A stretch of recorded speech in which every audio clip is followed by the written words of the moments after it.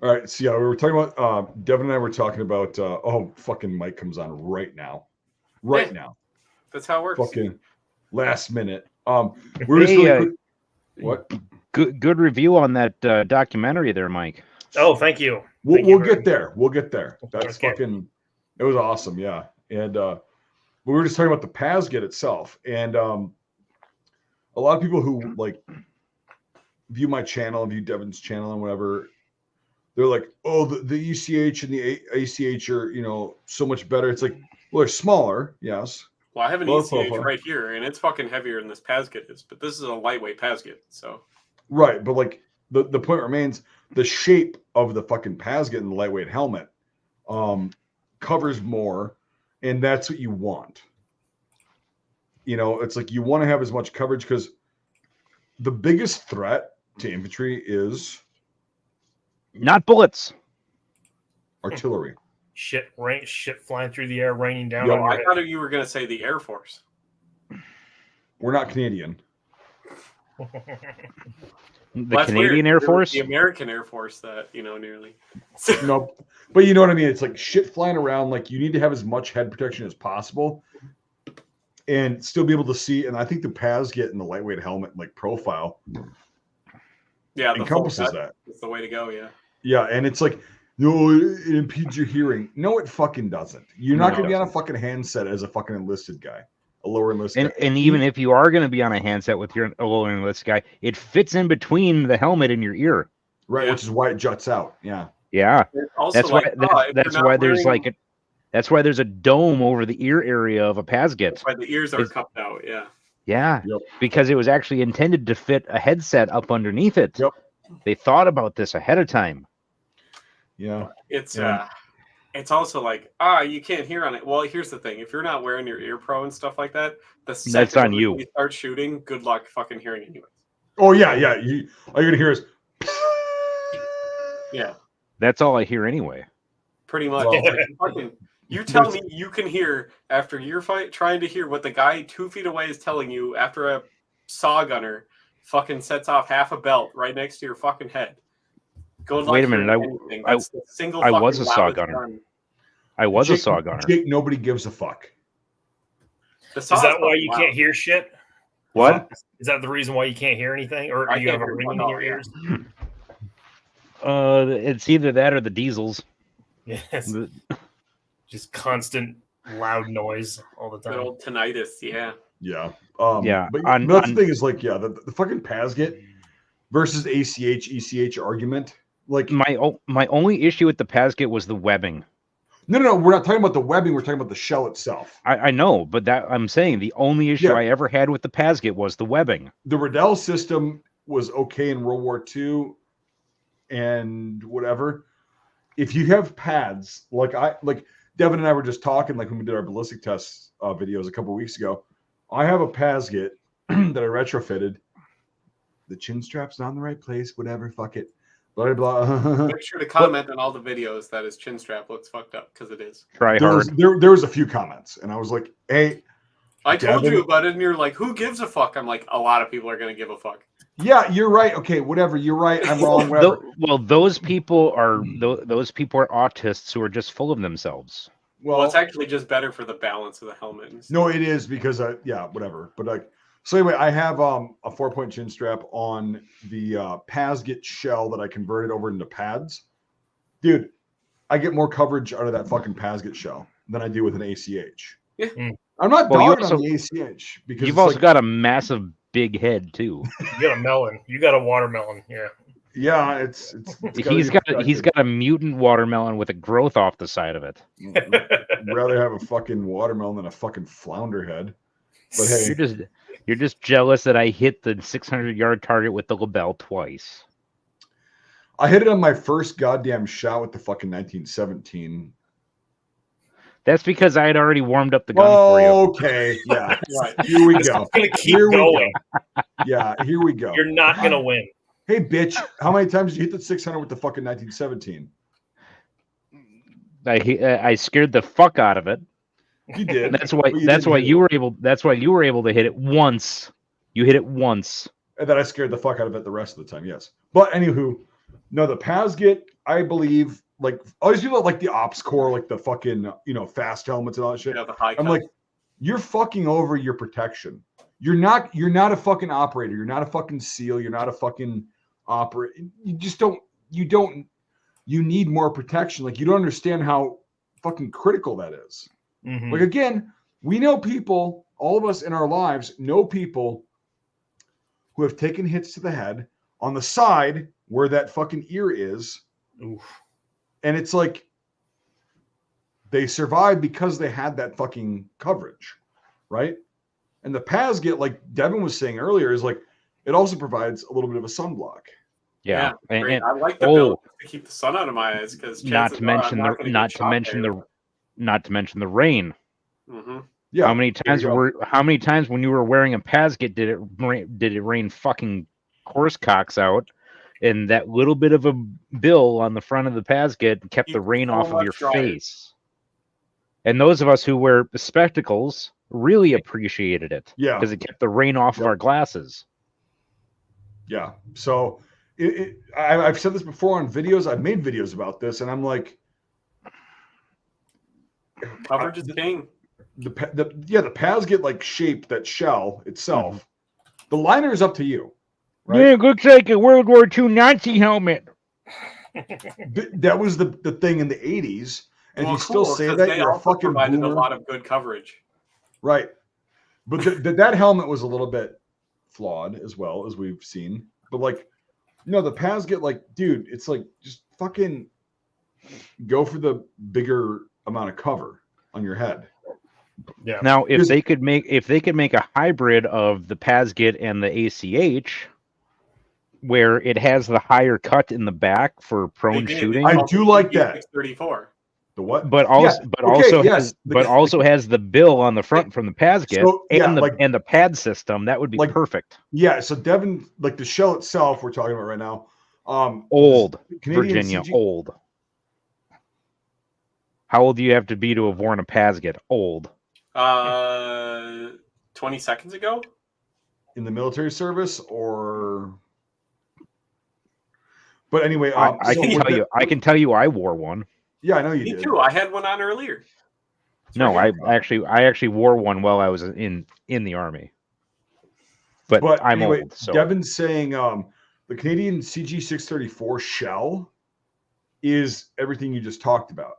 The problem is they use the fucking French like F1 liner, which is fucking retarded. It's comfortable. It's got good weight distribution. Sure, but it moves. It moves. Well, the chin strap moves. The liner doesn't.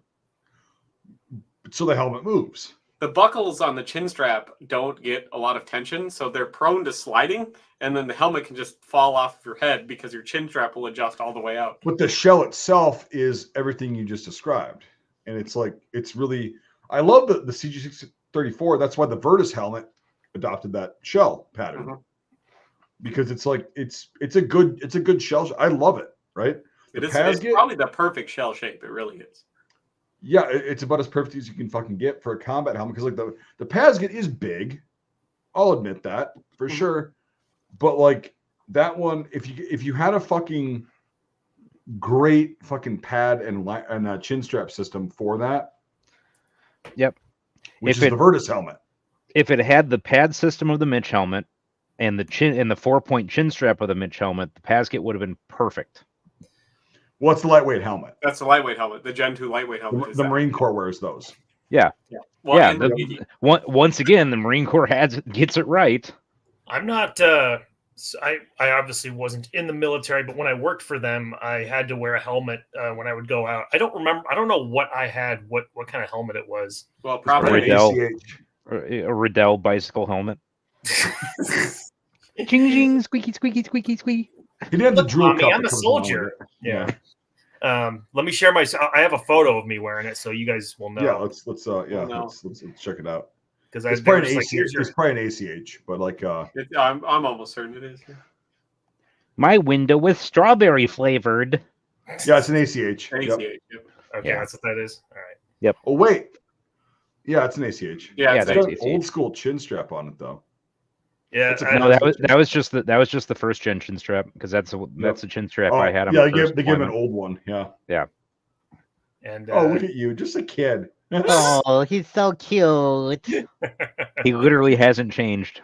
It's like the same amount of facial hair. Look at that. I felt like a badass. Fuck you. No. That morning was the last time he shaved, including up to this day.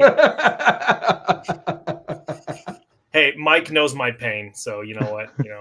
Yeah. he's He's on my side. He's of that. growing a pretty fucking awesome mustache. The couple times he's tried it now. He has, yeah. Well, I'm jealous. I started shaving with a safety razor and doing it like down, up, sideways, and shit Nice like and that. close. And then it started growing more. But see, told you. Yeah, fuck off. I don't want that. And when I was in basic, I had like 3 fucking pubes growing on my face. And they took our ID cards and they were like, "Oh, you didn't shave this morning." And I was like, "Who's your squad leader?" I looked down at my squad leader. My squad leader was like, "Fuck." And then I had to shave. I had to shave, witness shave every fucking morning. And then I started growing scruff. And I'm like, God damn it. And then now that I've been doing the safety razor, it's coming out more. Okay. It's finally coming in. That's right. This November, I might have some competition for that mustache contest. Jesus. No, you won't. What are you talking about? Come on now. No. Devin can grow like the World War I mustache in a month. It literally look at him right now. Right now, this thing is just out of control. Like, it's disgusting. That's all the maple syrup he consumes. I shaved like 3 days. Okay, give me a break. It puts hair on your balls. And it does. Not on your chest, on your balls. Yes. Nope, just your balls. Yep. All the hair you see everywhere else on a Canadian who drinks maple syrup, that's all pubic hair. They have that much of it that they just have to redistribute it elsewhere. Goes around. You gotta keep the important parts warm. Come on. That's why it's there.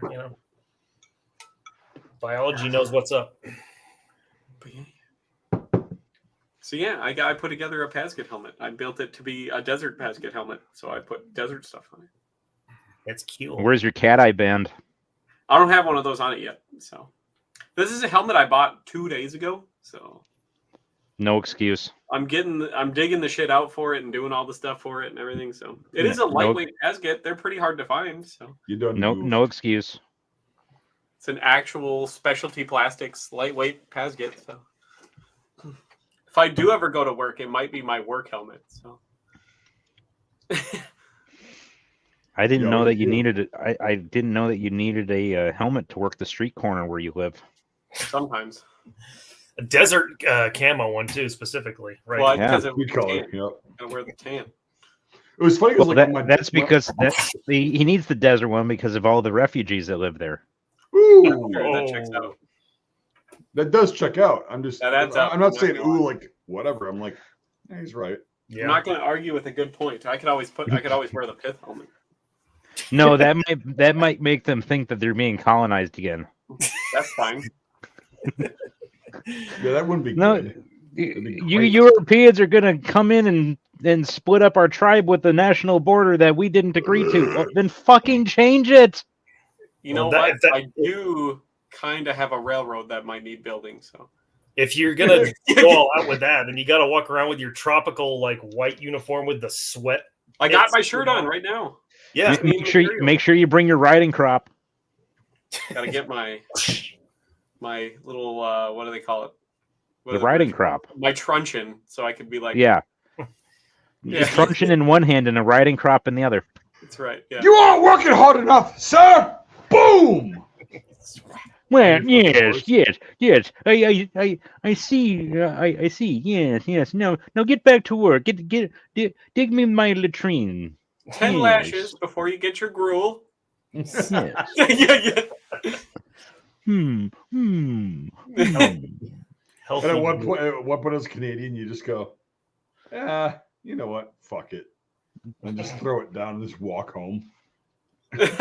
Like, fuck this. Traditional Canadian fashion is like, well, the day's over except for the mass grave digging. So you guys better get out. We're going to need that here in a few days if we stay on schedule. I don't want to supervise this shit. Yeah. Like, what the fuck? I've already done enough. God, It's I've fine worked as for- long as we don't try to build a school there in 30 years. Mhm. But we will anyway. That's fair. Because It's government property. because we'll have forgotten where we put the mass grave. Yeah, it's Because fine. we're not gonna mark that on a map. Are you kidding? It only happened like 4 times for 2 How is schools. this going to affect the settling of the foundation? Well, that's a problem for tomorrow. Yeah. Tomorrow It's is only happened for 2 different schools and 2 different hospitals where they've dug into like indigenous mass graves from like the 1800s. Ooh. yeah. That's a problem for future Canada. That's right. A few decades from now, who gives a fuck? The people who made the decisions back then aren't alive anymore. We don't care. Yeah, they'll just incorporate the bones into the concrete like they did with the Great Wall of China. It's fine. Well, no, they actually use those fuckers. They're like, well, here's the decomposition rate, and so we have to build it a little bit higher here, and then when it goes down, it'll be fine. And they I did. want that to be like the loony bin part of the fucking hospital where they put the crazy people and there's just like a skull in the wall. Are they crazy or do they just know what's going on? Oh. That's the It's thing. fine. It's like that's a question.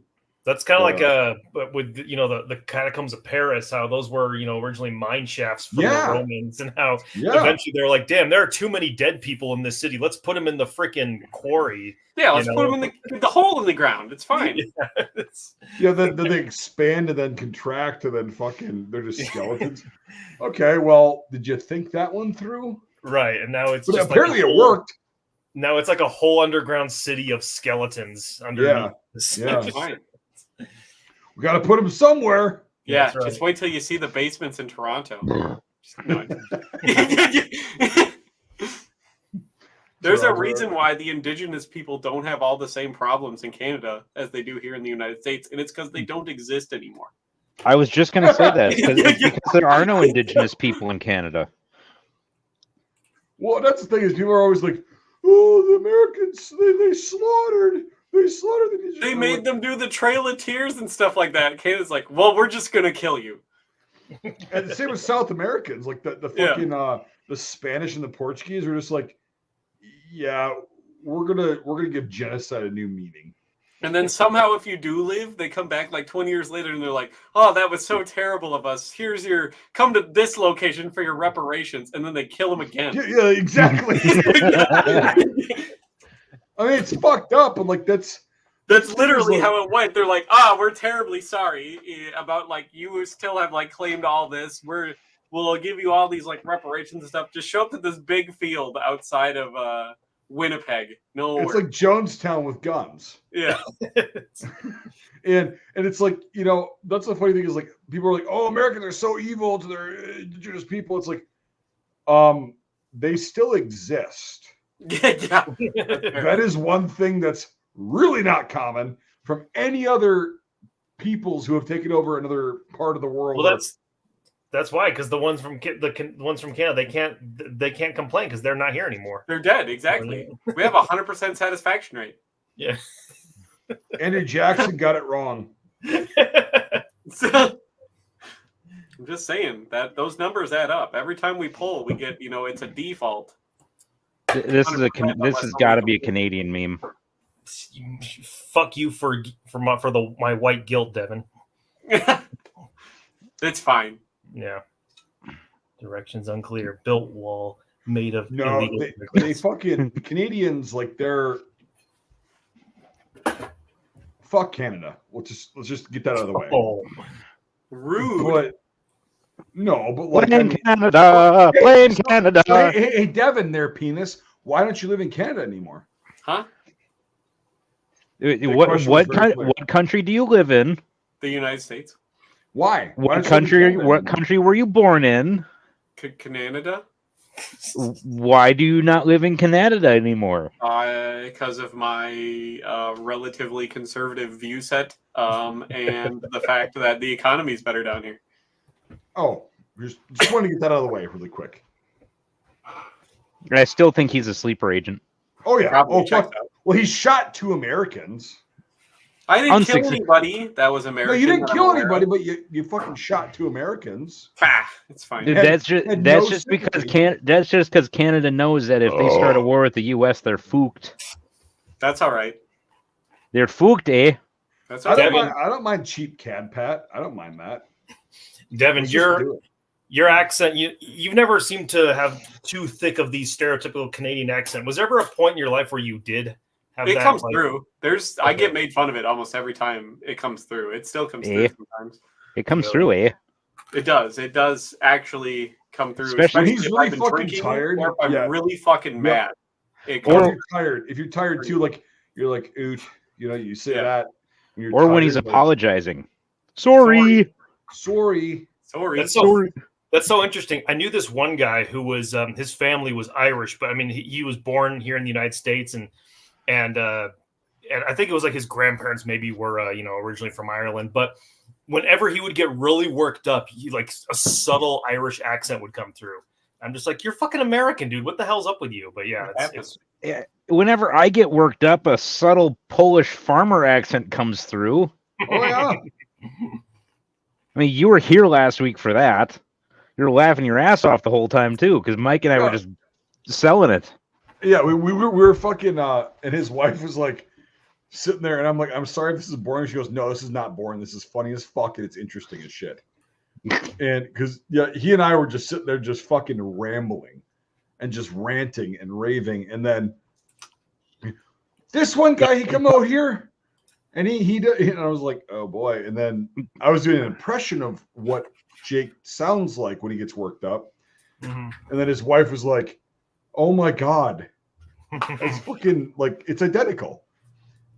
Yeah, this guy come out here and he come out there and I said, yeah, no, this is not good.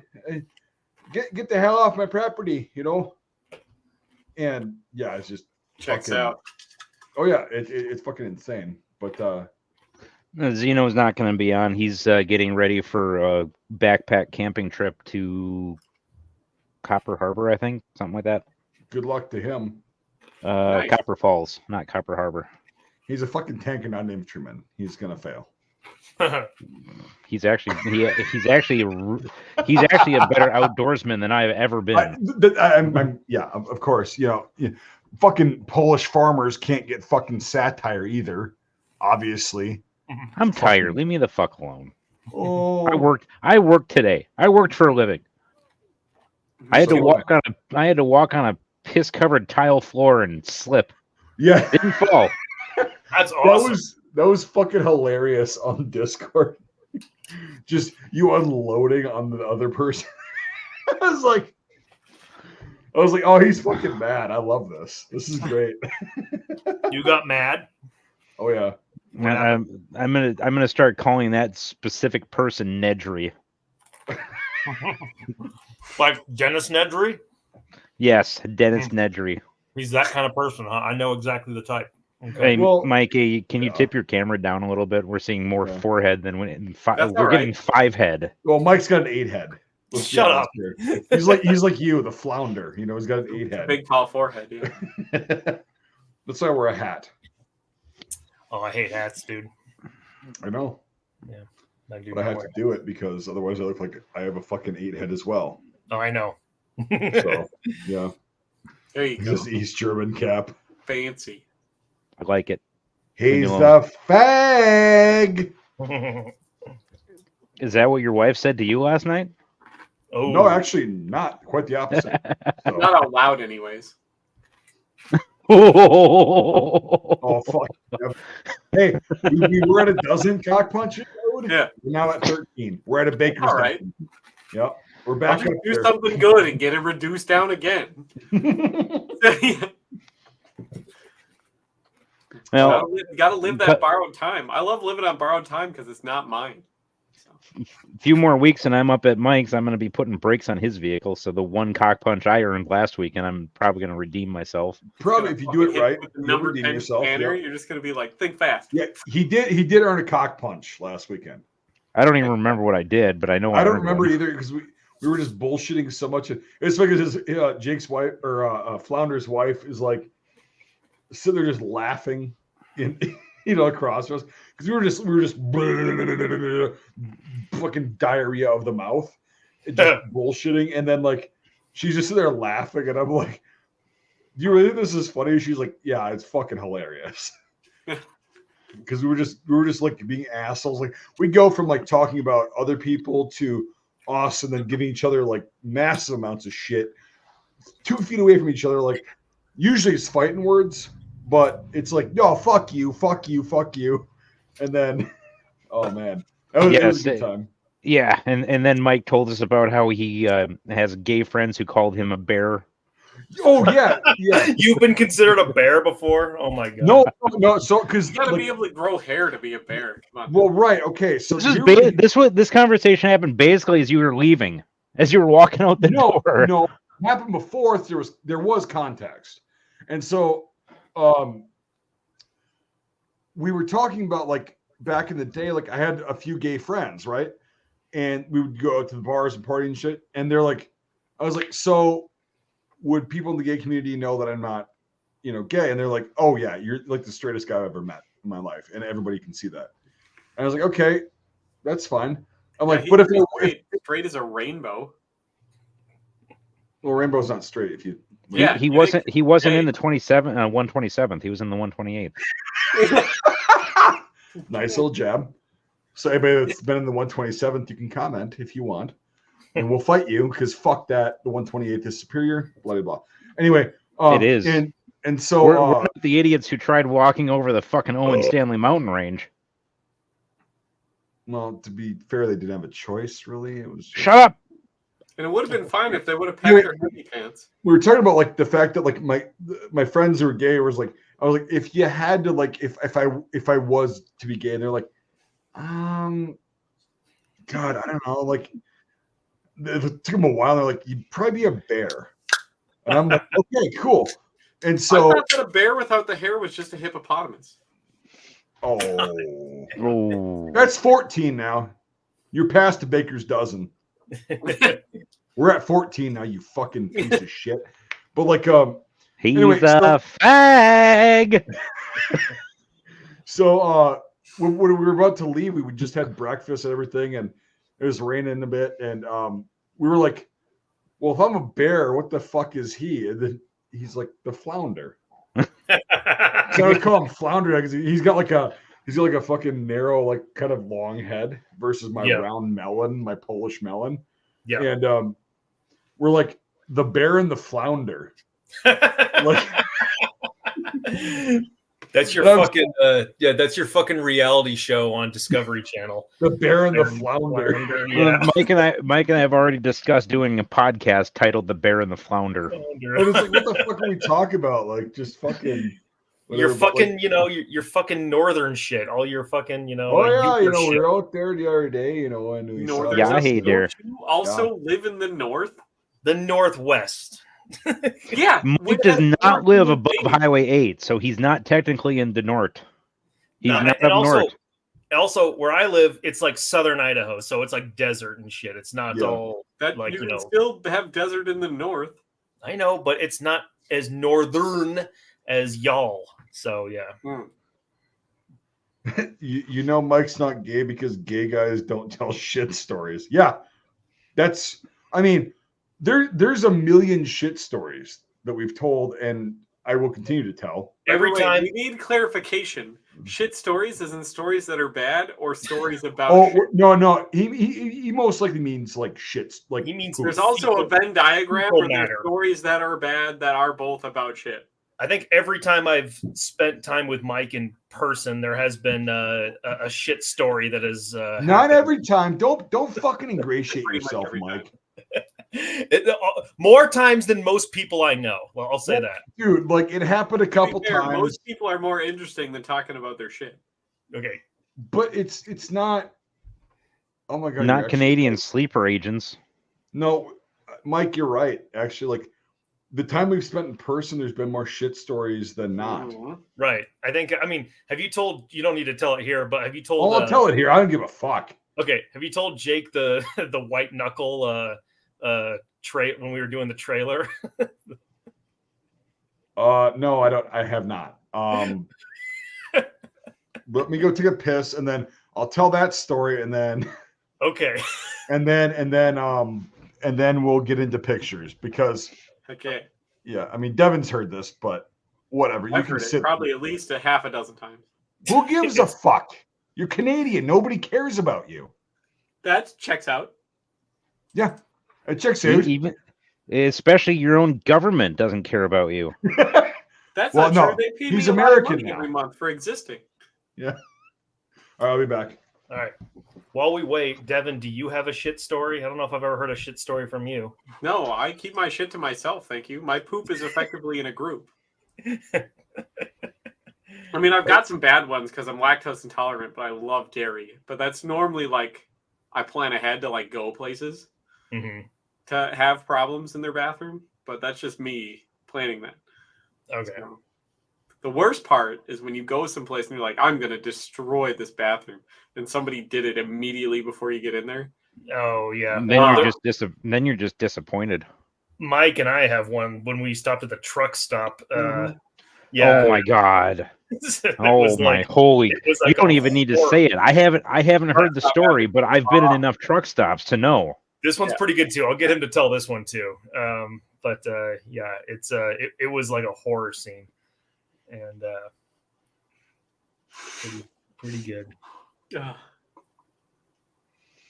Oh, yeah. There are some truck stop bathrooms that I've seen.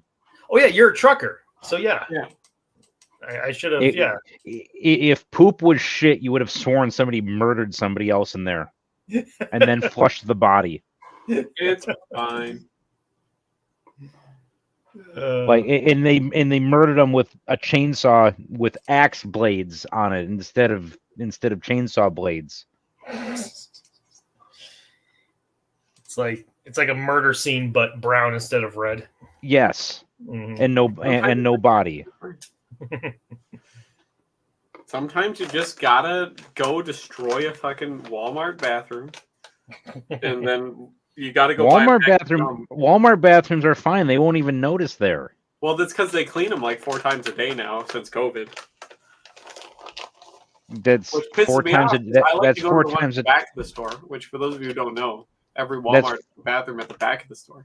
Yeah, that used to be where the layaway department was when they still had layaway. Mm-hmm. And go to the bathroom back there because it's 'Cause much it's cleaner. because nobody goes there.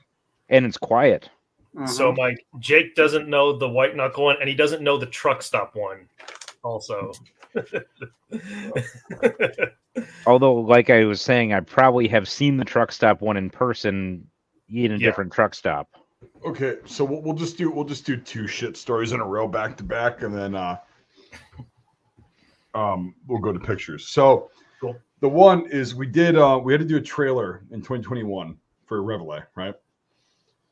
Because we had to get investors and like show that we knew what the fuck we were doing and everything, and it did work. It was good and successful, but we're down in Iowa. We're in the middle of fucking nowhere in Iowa.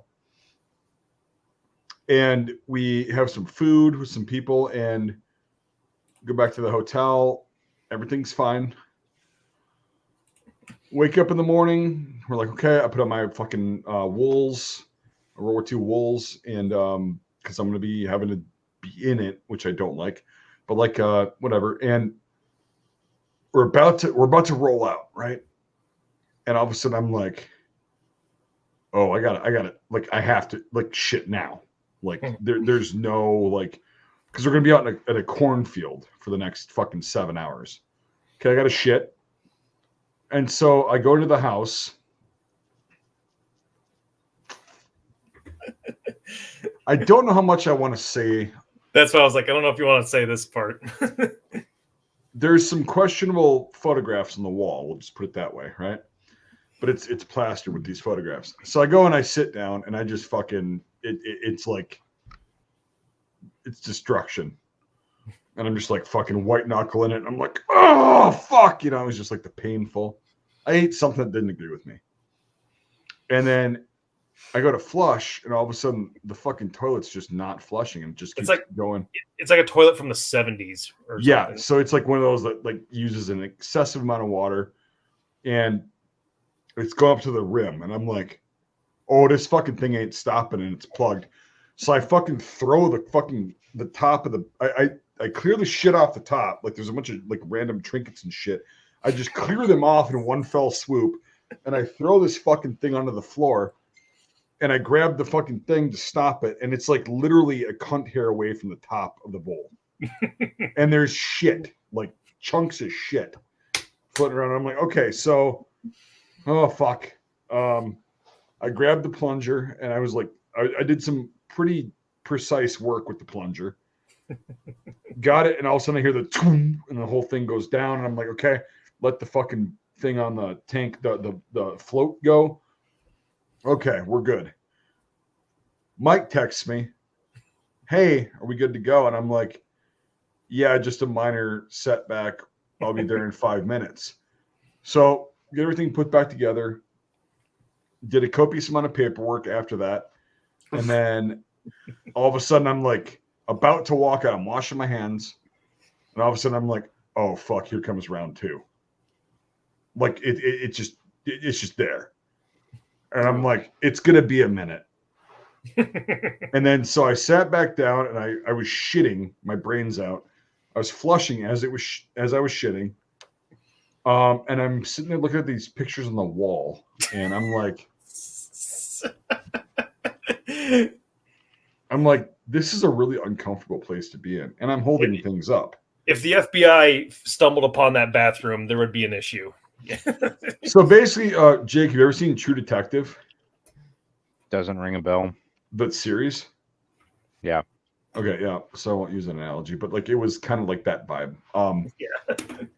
Where you're like, oh man, this is not a really comfortable place to be shitting my brains out and like getting disemboweled. But okay.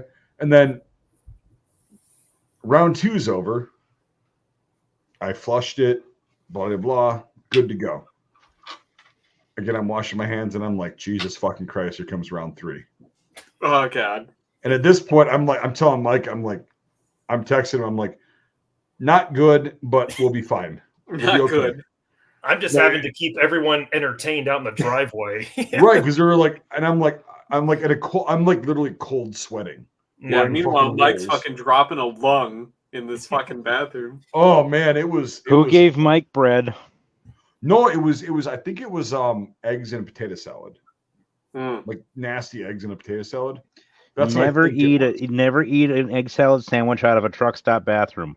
It wasn't an egg salad sandwich, it was potato salad, and it might. Yeah, we'll just leave it there. Like that was what happened, and I'm sitting there, I'm like, fuck. So I go to round 3, and I'm just like sitting there in wools, right? In like World War II wools.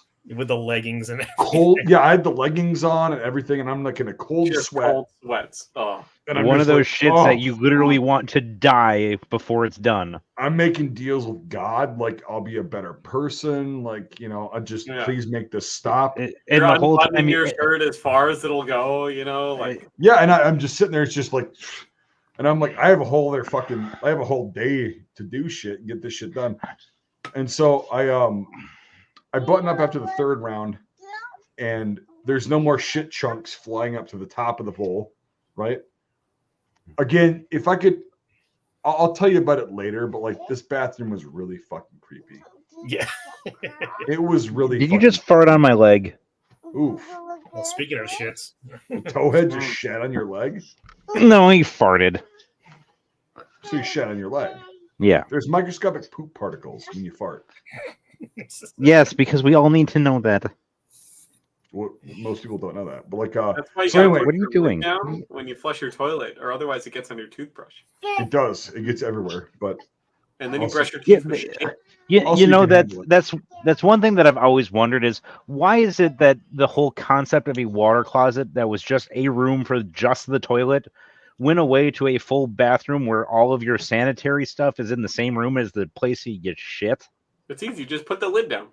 Well, I'm glad that my toilet and my sink are in a separate little thing. So you have an actual water closet then, yay? Yes. I'm seriously thinking about building one of those when I build my house, about building the bathroom that way. I just share a yard like somebody from Wisconsin. You fucking fat. Bunch of troglodytes and cave dwellers out there, But once Mike finally got out to see me, I'm like, yeah. Let's move it. So we all like a big convoy of people, this big production, we're all, and he's just like, dude, let me tell you about what the fuck just happened as we're trying. Because I had to explain to him why we were delayed for an hour. Like, yes, because of the shits. And he comes out when the wolves have sweat. Like I can see the sweat stains on it. Yeah, those are rough. But you feel so much better after it's done, though. You're like, Well, it was. Did he come out white in the face like he had just looked at he had just seen a ghost? He was sweating. Yeah, it looked like he would run a mile or something. And it was not good because the person a mile or 100 yards. Fuck off, you. When was the last time you ran a fucking mile, you fat fuck? But like, so last time I ran a mile today. I did that today. The saving grace was like, one of the people who lived in the house was like, "Do you need some antidiarrheal?" And I'm like, "I never take this shit, but yes, I need it now." And so I just fucking swallowed it, like without water. I just went, like on TV shows, and then I'm like, "All right, we're good. Let's go." We got it done, and then the whole day was a long day, but we got it done, and that was the first one. The second one was fun because there was like no pressure really. Well, no, you had your flight, so we had to get to Minneapolis-St. Paul Airport. Yeah, we're driving back in the middle of nowhere. Yeah, and so Jake, remember I was telling you exit 10, the one I was telling you about to go to New Richmond. Yep.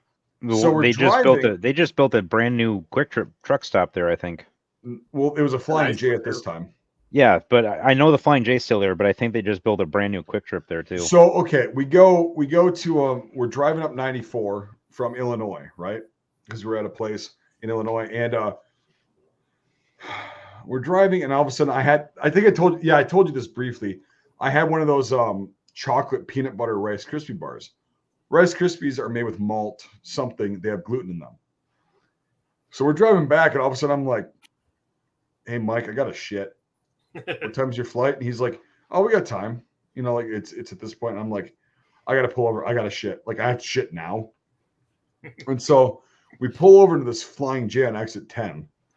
And I've actually spent quite a few nights there. Yeah, it's not a bad place on the outside. On the inside, it wasn't great this day because it was a Sunday. And so we go in there, and Mike's walking around and whatever, looking around. I go into the fucking shitter. There's nothing open. Everybody's sitting there grunting and fucking squeezing shit out of their ass. And I'm like, fuck, there's one stall open. And I'm like, I know what the fuck this is going to be, but I'm just going to do it anyway. I open it up. It's fucking packed with shit. It's done. And I'm like, Jesus Christ. And so all of a sudden the guy to the right of that gets done. And I went, boom. And I looked, and it was like it flushed and everything. I wiped the fucking seat off, which doesn't make a difference, but in my mind it does. So I was just like, it's a mental thing. Let's just get it done. Wiped it off, and then I sat down and just fucking exploded my guts. Just boom, buckshot. Yep. But I'm still sitting next to this fucking atrocity that just happened. To the right of me, right? Yeah, to the right of me, and all of a sudden I'm sitting there just like fucking. You seen Dreamcatcher? Yes. Yeah. Have you, Jake? I don't think so. When the guy's on the toilet and the thing comes out of his ass, yeah. Devin, you never seen Dreamcatcher? Mm. Jesus, okay. So, but whoever has, I feel like that's just what came out of me, right? And I'm like, oh my God, something there. My asshole's still gaping open. I'm just like, oh fuck. And all of a sudden I'm like trying to calm down, and I just hear footsteps coming in. And I can hear a plastic bag, like it's the janitor, right? And he's walking in, and I'm like, oh, this whole bathroom is fucked at this point. Like it's completely fucked. And so he walks in there, and I hear the fucking stall door to the right of me, the fucked one, open up. I just hear, God damn, are you fucking kidding me? Fucking every fucking time, this fucking ass. He goes on a fucking tirade. Just like, God, what the fuck, you fucking idiots? What the fuck? Just going on a fucking rant. And He's not the only one who has those thoughts when he sees it. Oh, but he had to clean it, right? It's his job to clean it, though. He's like, God damn fucking, just going on a rant. And I'm just sitting there. I start laughing. It forces more shit out, which is good. But like, it's like I'm just sitting there laughing my ass off. And I do a copious amount of paperwork. And this guy is just like, it's just fucking Sunday morning. He's probably hung over his shit, and he just sees the mound of shit in there, and it's completely plugged. And he knows he just clean it. And so, I go to wash, and I get done, and I wash my hands. As I'm washing my hands, Mike walks in to take a piss. Yep. And I was like, dude, check this out. You're like, dude, look in here. And you're like, yeah, look in here. And Mike goes, oh, fuck. Yeah. Oh, man, that's fucked up. And because I didn't know where the guy who just had that rant was, right? Well, so he's down in like the fucking the air drying stations they have in a Flying J, like on the other side. He's changing the garbage out there. And I'm laughing my ass off, whatever. And all of a sudden, he's doing his thing. I'm washing my hands. I said, hey, dude. He goes, hey, dude. Like the most defeated fucking demeanor you could possibly have. And I'm trying not to laugh because I'm like, oh, that's the guy that just had the fucking rant. He looked really, really defeated. Yeah. Oh, he was fucking done. And then Mike, I'm sitting there because I was laughing so fucking hard I couldn't breathe. As Mike was in there, I'm like, you got to see this. And Mike's like, oh, fuck, yeah. It was like, it was one of those cases where, it was like shit up and around the rim, but also had all just that fucking wet toilet paper in it and everything. It just makes it even more disgusting. It's like, it was fucked.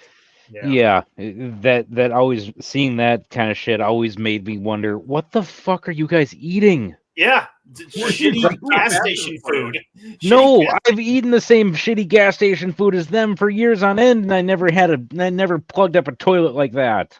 Yeah, there's some people that it's like, I don't even think I could physically eat that much, let alone shit that much. Oh my god, it was stacks upon stacks upon stacks of shit. I mean, because of multiple people's worth, who knows? Oh, it was like the scene in fucking. F is for Family with the kid in the bathroom, and it's just like all this disgusting grunting sounds and everything. I mean, it was fucked. It was like Mike went there to take a piss, and I was just like, I got to get out of here.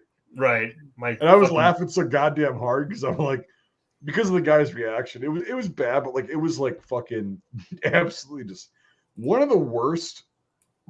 So you were talking about earlier today, Jake, the piss soaked fucking tiles. So every plant that I fucking go to, there's always at least one fat ass fucking ancient truck driver wearing nothing but bib overalls and a company t-shirt, and fucking running shoe, New Balance running shoes where the sides are all blown the fuck out. They don't lace them up, they just kind of pull them on. The slide them on. The laces are dangling there, they're cut or torn off. And the sides of the shoes are all fucking collapsed and broken. And, you put duct tape on them and the duct tape would be the most structurally sound part of the shoe. Oof. Yep. And there's always at least one of these fuckers at the plants that I go to. I go to dairy plants. I haul the byproducts of the cheese making industry for the most part. Mm-hmm. So I'm not the one hauling the milk in. I'm the one hauling the other stuff out. The whey and shit away, right? The whey, the protein, the lactose. That's the stuff that I'm hauling out. But every single time there's a fucking milk hauler, smells like he just came, like he just crawled out of the fucking barn cleaner. They stink. Yeah. Oh. Wearing bib overalls, and it never fails. It's always bib overalls with a fucking company t-shirt on underneath the bib overalls, and they always weigh at least 400 pounds. Wow. And I swear to God, their peckers are so fucking short that they can't, and their guts are so big that they can't see their fucking pecker to make sure that they're actually hitting the toilet when they stand up. Because God forbid, God forbid they sit on the fucking toilet to take a piss. and then they just dribble all over the fucking front of the toilet.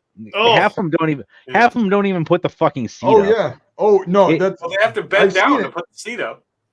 Yeah, half of them don't even bother to put the fucking seat up, and we're talking about the horseshoe seats. Just fucking sit down and piss like a woman at that point. Like, Jesus. right. And they piss on the seat, and they piss on the bowl on the top edge of the bowl, Yeah, yeah, and then yeah. they piss on the floor all over the front of it, and then they walk in it, and they track it all over the rest of the fucking bathroom. God damn. And then they sit, and then when they do take a shit, they sit down, and they're so fucking fat they can't reach behind them to fucking wipe. Oh my fucking God. I shit you not, Mike. There's one guy that I see at one of the plants that I go to. I mentioned in the Discord. I'm not going to mention it here. There's one guy that I see almost every time that I go to this plant. It's over on the east side of Wisconsin. This guy, I shit you not, he climbs out of his truck. He parks his truck on the scale to scale in or scale out. He climbs out. I watch the number on the scale display drop by 620 pounds when he steps off the scale. I shit you fucking not. So that guy's workload is mostly himself. Jesus. Yeah. It's like, at what point does an employer say, no, you weigh too much, I can't haul as much product because your ass is too fat? Well, I get paid by the Jesus pound and you're Christ. taking up my revenue. It's funny when you see people like that too, where they 600 thread that fucking needle. and these scales only measure in 20-pound increments. Yeah, Wow. but like, there's people that like they'll be like close to the limit. They'll be over, but like a few 100 pounds. So they'll get out of the truck, but they'll like grab their jacket and like some food stuff, and they'll get it to be like just under. But there's been plenty of people where it's like, yeah, they're like 500 pounds over, and they step off out of their fucking truck, and magically it's under. Doesn't matter. The truck the truck gets weighed at the DOT scale with the driver in it. The driver's weight has to be part of the 80,000 pounds. Jesus. It's like, Christ. Jesus Christ. Yeah, like yesterday. What was it? Was it yesterday that I was there? Or was it the day before? I don't remember. It was one day this week I was over there.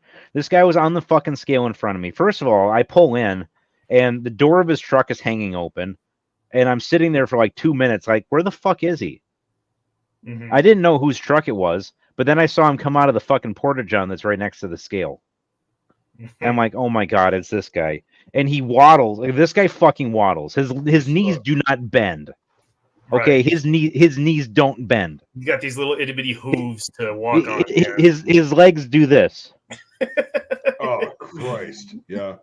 Yeah. And they don't even go that far forward. He's literally clearing his toe with his heel. That's it. That's his stride. Oh, those poor bones, man. And I watch him waddle around, and I'm thinking, okay, cool. He's gonna get in his truck and he's gonna pull off the scale because he's already taken care of the weigh-in. Mm. No, he goes into the fucking scale shack after using the porta shitter. I'm like, oh my God. And I just had to sit here and wait 2 minutes for you to get out of the fucking porta shitter. And now I have to wait for you to actually scale in. Why couldn't you scale in first? That's your job. You're Heinrich. overweight Are by you going to about bed? 400 pounds. Mwah. You. But no, he wasn't in his truck. And the scale because there's an exterior display that shows what the weight of the truck is. That's on the scale. And it said like 76,240. I'm pretty. It was that. Then he climbs back in his fucking truck and he goes to 76,860. Oh, yeah. The guy weighs fucking 6.5 bills, basically. Yeah, the guy weighs 620 fucking pounds, and he looks every fucking bit of it. And all I've ever seen him wear is the same pair of bib overalls. Wow. And I hate following him into the plant because I know when he gets inside, he's always going to go to the bathroom. Gross. One more story before we go into that's the one plant that every time I go into the fucking bathroom, I take a handful of paper towels. They have some of that hand sanitizer spray in there. I soak the paper towels in hand sanitizer and I wipe the whole fucking toilet down before I use it. Oh fuck yeah! Like it's like I was just squatting that fucking thing at that point. Yeah. Like Yeah, Oh my wouldn't even touch god. it.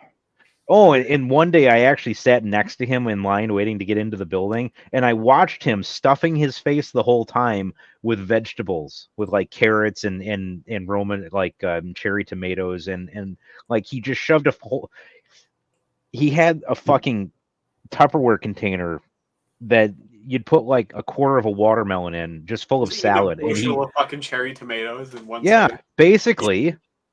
He just shoved the whole fucking thing in his mouth over the course of 10 minutes. Well, man, I'm trying to eat healthy and lose weight. It's like, no, you're not gonna lose weight by hey, eating. lay off me! I'm starving. It's an SNL reference. I know that one. Thank you. Yeah. You could be starving for 4 days and not lose a pound. That motherfucker could starve for 4 years. It's like, just fucking put all this healthy shit, put it in a blender and I'll drink it. Who gives a fuck? Give him a tomato enema. Last piss story, and then we'll go into fucking photos. Yeah, go for it. I'm still collecting. Because like Jake was like, you know, we're talking about piss earlier and like the slipping on that. So we were driving down to Fucking this bitch, savages. this dumb bitch that I was dating back in the day, right? Was she hot? Wait, which one is this one? Yeah, she's all right. The hot dumb one? Oh. Well, which one? No one's judging. Come on, But it's okay. anywho, this is 2011. We all have one of those in our past. Yeah, At least one. It's a few, but like We so- all have a blimp in our past. no, she was in Air Force Basics. She was at Lackland, right? Ooh. And so we drove down there. My parents and my buddy and I. My buddy, I'll just use his name. It's fine. Gage. I'll be right back. And Gage is a 5'4", maybe 5'5", perhaps 5'6". I don't know. He's a short dude. But he was a Navy corpsman, green side, so he was a Marine corpsman, right?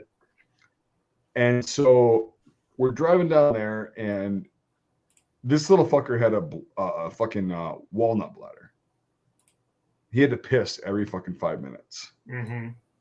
I'm just like, here's a fucking bottle, just piss in that. Does that sound familiar? Oh yeah, I remember that. Yeah. But like he did that. He was just like, okay, fine, capped it off, fucking chucked it out of the fucking window. Oh wait, I know the story. Yeah. Yeah. This is a good one. But yeah, Jake needs to hear this because this is fun. He's still listening, right? No, he's I'm not. listening. Okay. Oh no, he's not. I'm Jake's a listening. fag. He's listening. Jake's a fag. Hey, is a you know funny what? ass- I was helping my wife put our youngest child to bed. Responsibility. Anyway, so we go down there. It's like a fucking long road trip, but it's fun. We get to drive through a bunch of states or whatever. And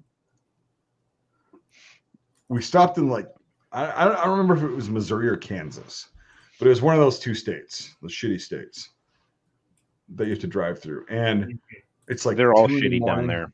It's 2 a.m. We stop at a truck stop to get gas and then just like get, Gatorade, whatever the fuck we needed. And we go into this fucking bathroom. And it was called a bathroom for a reason because there was piss all over the fucking floor.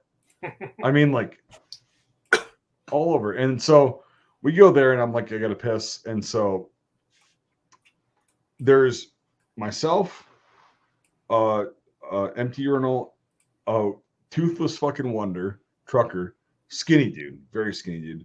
And then my buddy. Oh yeah. Oh yeah.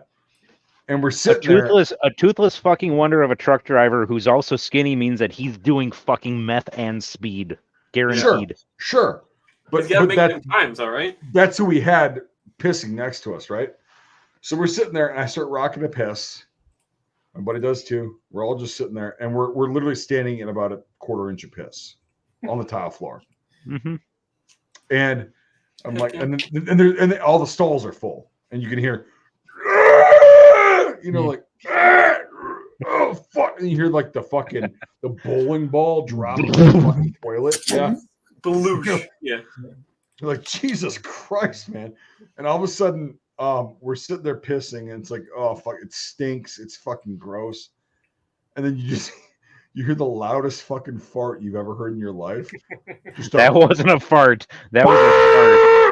That it was that fucking loud, and all of a sudden I just go, I put my head against the wall and I just start laughing. I thought it was a Toothless Wonder next to me, or somebody in the bathroom, but I'm like, no, it was the resonation. So we're sitting there. I get done with the piss. We walk out. We fucking rub our shoes in the fucking grass. It's so fucking gross, right? And I was laughing so goddamn hard. Like I went and bought a bunch of shit. I'm just like hysterically laughing. We get back in the car and I was like, Gage, did you fucking hear that fucking fart the Toothless Wonder ripped off? Because nobody batted an eye except me, right? And he goes, oh, that was me. So my buddy who's like 5'5" or 5 around there ripped a fucking fart that resonated. They could hear it out in the fucking the store. He ripped the fart and I just started laughing. I put my head against the wall. I just started laughing. He was like, oh no, that was me. And I'm like, really? But the Toothless Wonder just didn't bat a fucking eye. He was probably stoned on meth. Right. Didn't make a difference to him. It was like literally like we walked out there. It was the sloshing. The sticky on the tile. Yeah. No, it wasn't sticky. It was wet. It was slippery. Straight up wet. Like we're in an inch. We don't want to slip and fall because it's disgusting. And it was just all piss. Oh, but yeah, that was a funny story too. And then we got down to Austin. We were in Austin, Texas, or no, just north of Austin. And my buddy, like, it was a long road trip, right, from here to San Antonio, right? So we get down to this. It was a what the fuck is the British gas station? Tesco. Tesco. It was Tesco. Yeah, it was Tesco. And so we get down to a Tesco, and we're just like, we've been sleeping in like whatever for the past 20 hours. Get to Tesco, and my buddy and I, we go commando because he was a fucking Navy corpsman with the Marine Corps. I had just got, or no, I was still in the military at that point. Anyway, we walk in to the gas station, buy our shit, and people are looking at my buddy really weird. I'm like, what the fuck? Okay, whatever. We get back, and my dad, Jake knows my dad, and he goes, he's sitting next to the Jeep that we were in. And he goes, you know what's really cool? What I like about you, Gage, is that, you know, you're a good guy. Everybody loves you. You know, you're a good looking dude. Whenever you're walking around in Texas and you're at a gas station, you know, everybody loves you. And your dick's fucking hanging out. You don't give a fuck. And so his dick was literally hanging out of his fucking shorts. And he goes, oh fuck. And he like buttons it up really quick. He's like, oh shit. Well, that's what my dad did. He's like, yeah, he's just like very talks him up first before just cutting the leg off. Your dick's hanging out. And Gage is like, oh shit. So he buttons up his fucking pants, and I come back and I'm like, there's a lot of people like looking at you really weird. Like, and my parents are like, we should probably get out of here. But yeah, he was just walking around. He walked around the convenience store and his like dick was hanging out. He didn't even know it because we were so tired and shit. Like, but his like the tip of his dick was hanging out. He's walking through the gas station, just buying shit and like. That's didn't know. Amazing. But my dad just made it so much worse. Oh fuck it! So we get down to San Antonio and he's like constantly checking his fucking drawers. That's the one thing I hated button fly on BDU and ACU trousers was you never knew if you were hanging out or not. That's the thing is like that's a Gage was, you know, he was accustomed to it because he wore Marpats, you know, and button fly, and he just didn't know. And we were in Texas and it just, oh my god, it was one of the funniest fucking things. Just 'cause, like his shit was just hanging out. It's like, oh, okay. Oh, you think because he walked around a little bit in the gas station, didn't he? Oh, definitely. Yeah. You think no one noticed CC footage of this guy? Like Jake said though, like we always wore button trousers, right? And so you can't really feel Because here's the thing: in the military, it doesn't matter if your dick's hanging out. Nobody fucking cares. Right. Even the women don't care because their dicks are hanging out too.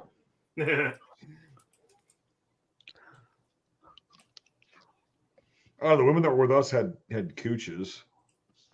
How do you know? I was gonna. They're just really good at tucking. It sounds like. Oh wow, you make me question myself. Yeah. No, the freaking chicks that are with us, they, their snizzes would have been fucking covered up. So, because that whole story. But like, no, it's like my buddy just like fucking just walking around a gas station at Tesco in Texas with a dick hanging out. So, no, okay. You guys heard shit stories. Now my turn to share a personal shit story, not me bitching about 600-pound Frank. Is that the guy's? I know his name is Frank. Are you judging him? Are you biasing? Yes. Cool. Excellent. Are you fat shaming this guy? Yes. Hey, Devin. Who gives a fuck? Mike's mom. She does not give a fuck. Confirmed. Guaranteed. So, the second trucking company I drove for, I was on my last load for them before I stopped working for them. Very last load, and they had me going out, and I was going to spend the night in the truck, and then unload in the morning, and then go home the next day. So I basically completely had the truck cleaned out. I had one change of clothes in the truck for the next day. I had no toiletries in the truck. I had a garbage can. I don't even think I had any food in the truck anymore. I think I had cleaned all my food out too. But, bedding and a garbage can and one change of clothes was all I had. Nothing else, not even a roll of toilet paper.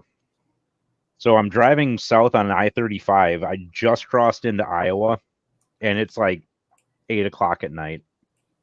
And I feel my guts bubble.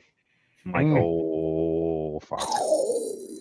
And I'm pulling a load. I'm under a loaded trailer, and I'm like, fuck, it's going to take me like 15 minutes to get this thing into some place where I can actually park it. And I don't know if I have 15 minutes. No, you don't. At that point, you have 5 tops. And I'm like 10 miles away from the nearest exit, and I know there's a rest area at that exit, but can I make it there? So I'm doing one of those things where my back is basically rigid from my shoulder blades all the way to my heels. Mm-hmm. I got one foot buried in the go pedal, and I'm steering. My ass is not in contact with the seat because I'm holding my ass cheeks together. Mm-hmm. I'm doing the whole Cheech Marin thing. Cheeks stay together. Cheeks stay together. And I'm like, no, getting the cramps all the way up into my throat. Oh, yeah. And I'm just like, and the truck's only governed at 65, so that's all the faster I can go. I'm like, no. And I managed to get to the exit, and I pull up the exit ramp, and there's a stop sign at the time. I'm like, I don't know if I can. I gotta stop, but I can't. And it's a manual, so I gotta use the clutch and shift. I managed to get into a parking spot in the rest area. And I stop the truck and I pull the plunger for the parking brake, throw it in neutral, and I'm just like, oh, can I get inside? Can I get inside? And my gut said, no, you're not getting inside. You're rolling dice at that point. And so my gut was like, no, you're not going inside. You are going to shit right here in this truck, and there's not a goddamn thing you can do about it. Fortunately, I still had my garbage can.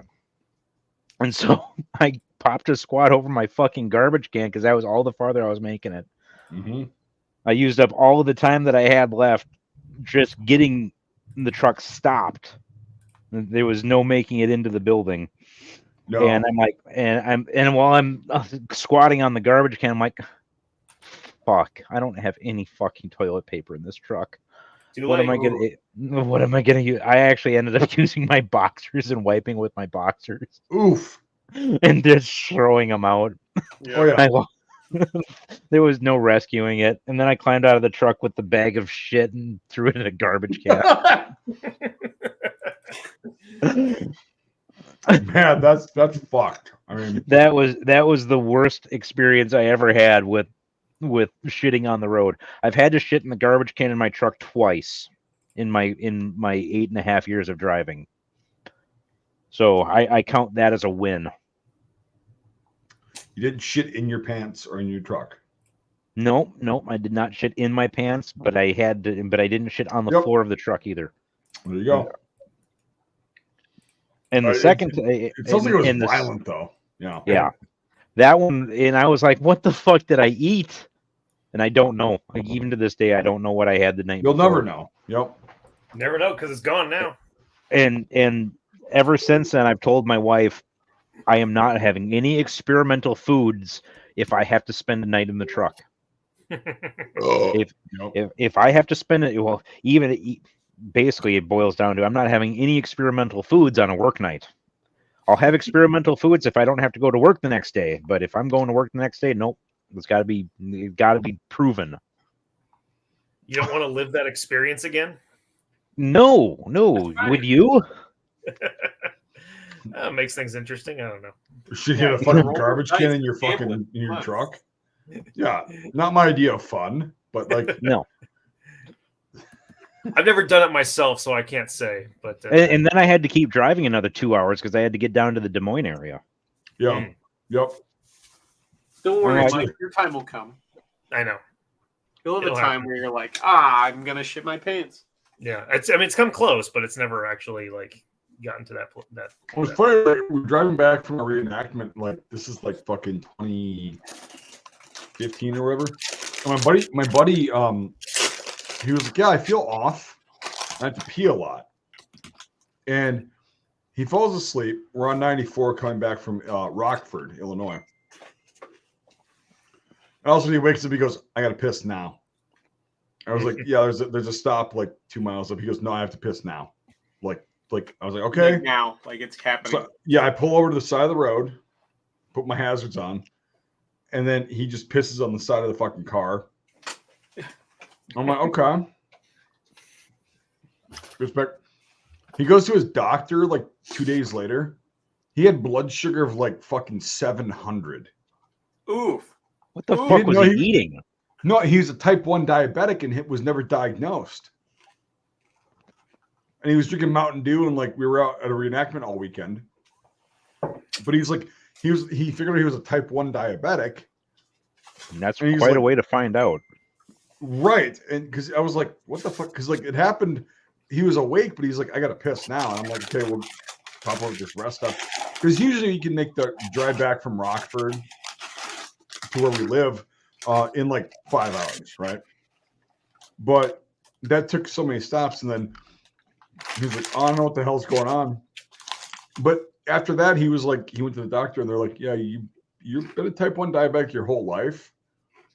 And your pancreas is fucked, but here's how to mitigate that. And I'm like, oh, well, at least you found out. But no, he was like, that's the one thing. Like, when he was like, I had to piss. And I'm like, yeah, we'll do it later. And he's like, no, now. And I'm like, he looked at me. He's like, now. Okay. Nah, I think we'll wait. That's when you do that. Yeah, I usually would have. But like, when he looked at me, he was like, now I'm gonna piss my pants. It's fine. He just texted me his internet shit out. He's fine. He'll be back. But yeah, that was funny as shit. Like, he was like, "Oh, I have type 1 diabetes," and when he got insulin and everything, he was fine. He's like good to go. But like, yeah, diabetes is not something you want to be fucking around with if you have it. I have a late friend who had diabetes, and he didn't take care of it for many years that I knew him. And he went through like a 12-pack and a half of Mountain Dew a day. That's what this kid was doing. But he was only 19 or I think he was 20 at that point. My buddy's name was Jack. He's deceased. He's been gone for about 5 years now. Yeah. And he was only a couple of years older than me.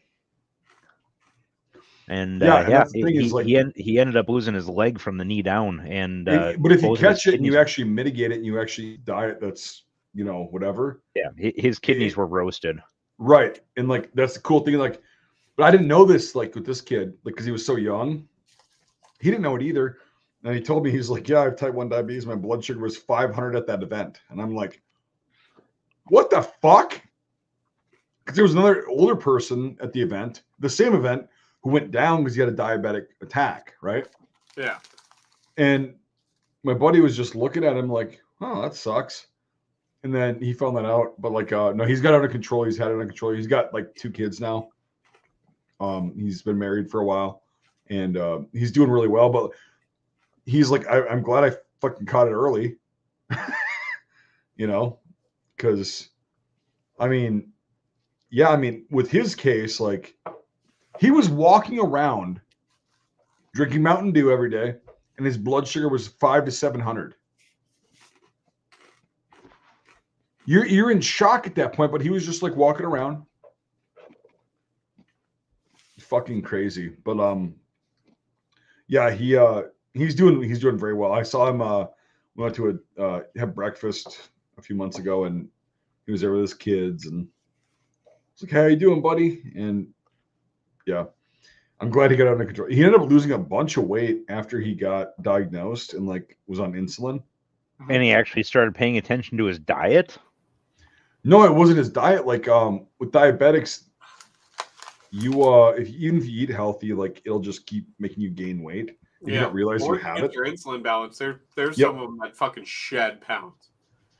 Yeah, he just shed pounds, and he's just like a string bean farmer now. Yeah, and, well, my dad's also got diabetes and type 1 diabetes, and he moved down here almost 3 years ago now, and that's when he finally started paying attention to his diet because we were cooking for him and we were buying his groceries. So my dad's 73. And when he moved down here, he was 250 pounds. He's 5'9". Yep. He was like 250 pounds when he moved down here. He's down to $180 now. Yeah, good. All because he started eating. He's had he's on insulin injections. His doctor has reduced his insulin dosage 4 times in 3 years because he's got it that under control. Yeah. His blood sugar without taking insulin is in the 70s to 80s. That's about perfect. Yeah. Yep. And it's all because he stopped eating shit.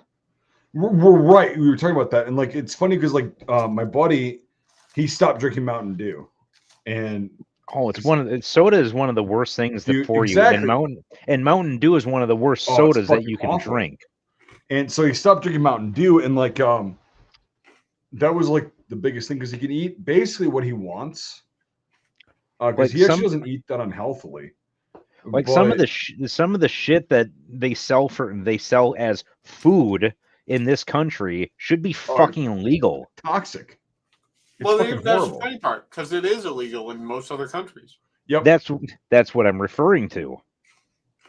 Yeah, it's fucked up. Like, because like I mean, when I was down there, Jake, is like we had steaks, and they were fucking awesome, by the way. Yeah, fucking phenomenal. We had steaks, we had a potato, and then we had fucking baked beans. Baked beans. Yep. Beans. And speaking of which, we still have some of the baked beans left over. Yeah. From that, we gave Daniel baked beans tonight.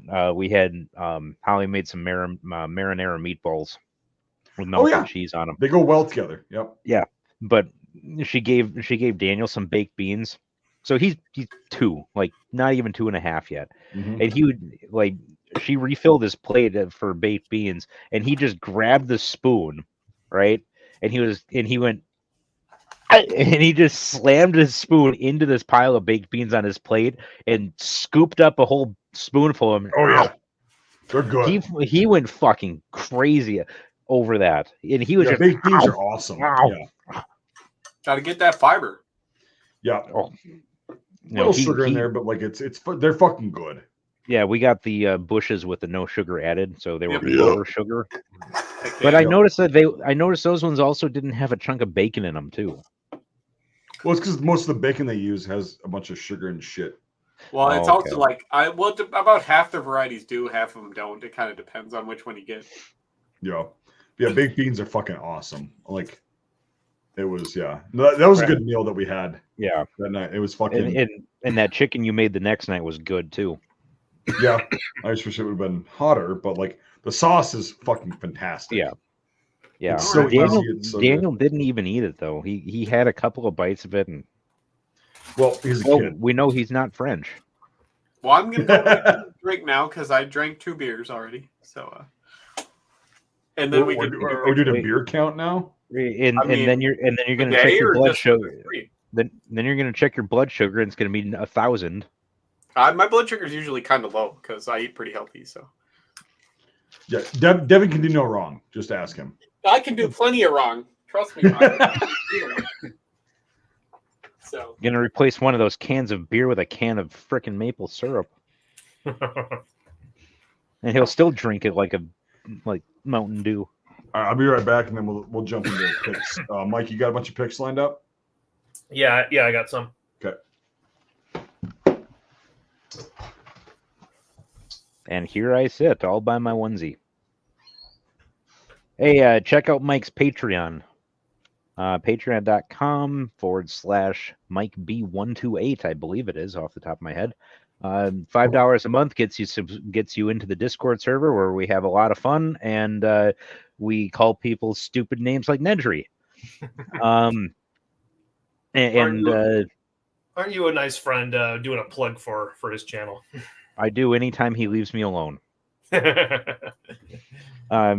Those of you who are here probably know about Mike's website, mikesmilitaria.com, where he has all sorts of cool surplus from around the world. Not a whole lot of U.S. stuff, so if you're looking for U.S. surplus, Mike's Military is not the place for you usually.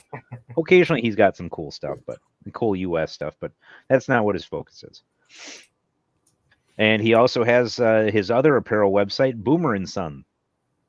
Yes, some hilarious fucking shirts there. Everybody always forgets about Boomer and Son because nobody ever plugs it, but here I am plugging it. So yeah, check it out. Mike'sMilitaria.com, Boomer and Son, and Patreon.com/MikeB128. Hell yeah.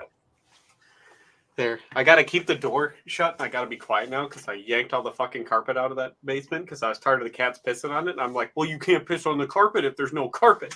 So I took all the carpet and the pad out, and so now it's just bare concrete, so it echoes like a motherfucker. Yeah, now they're just gonna piss on the concrete floor. That's fine. They can piss on the. Well, actually, they've started pissing upstairs where there's carpet. Cats don't have a box. I think you would have been better off leaving the carpet and letting them piss on the concrete. Well, here's the thing. I can't shoot the cats, so you don't have a box for them.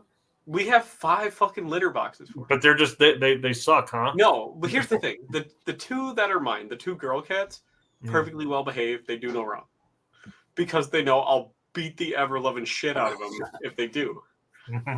The 2 guy ones are spoiled, and she lets them fucking do whatever. And just makes excuses for them. It's a him and her thing going on. Okay. It's just like, well, it's because I train the girl cats real nice. They come hang out with me and they know better. It's called discipline. God damn it! That's right. Which is why when Paige is gone, all of the cats are super well behaved because that means there's nobody there to protect them. And people think animals are stupid. They're not as stupid as people think they are. Yeah, and she's like, they don't know what they did. I'm like, no. I know he fucking did something because he will avoid me. The ancient Egyptians once worshipped. He knows that he did something. I just have to find out what it is. The ancient Egyptians once worshipped cats as gods, and cats have never forgotten this. That's very true. Yeah, it's true. Checks out.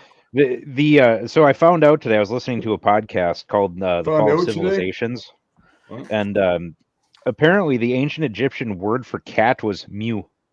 Yeah, mew. Yeah, like the noise they make.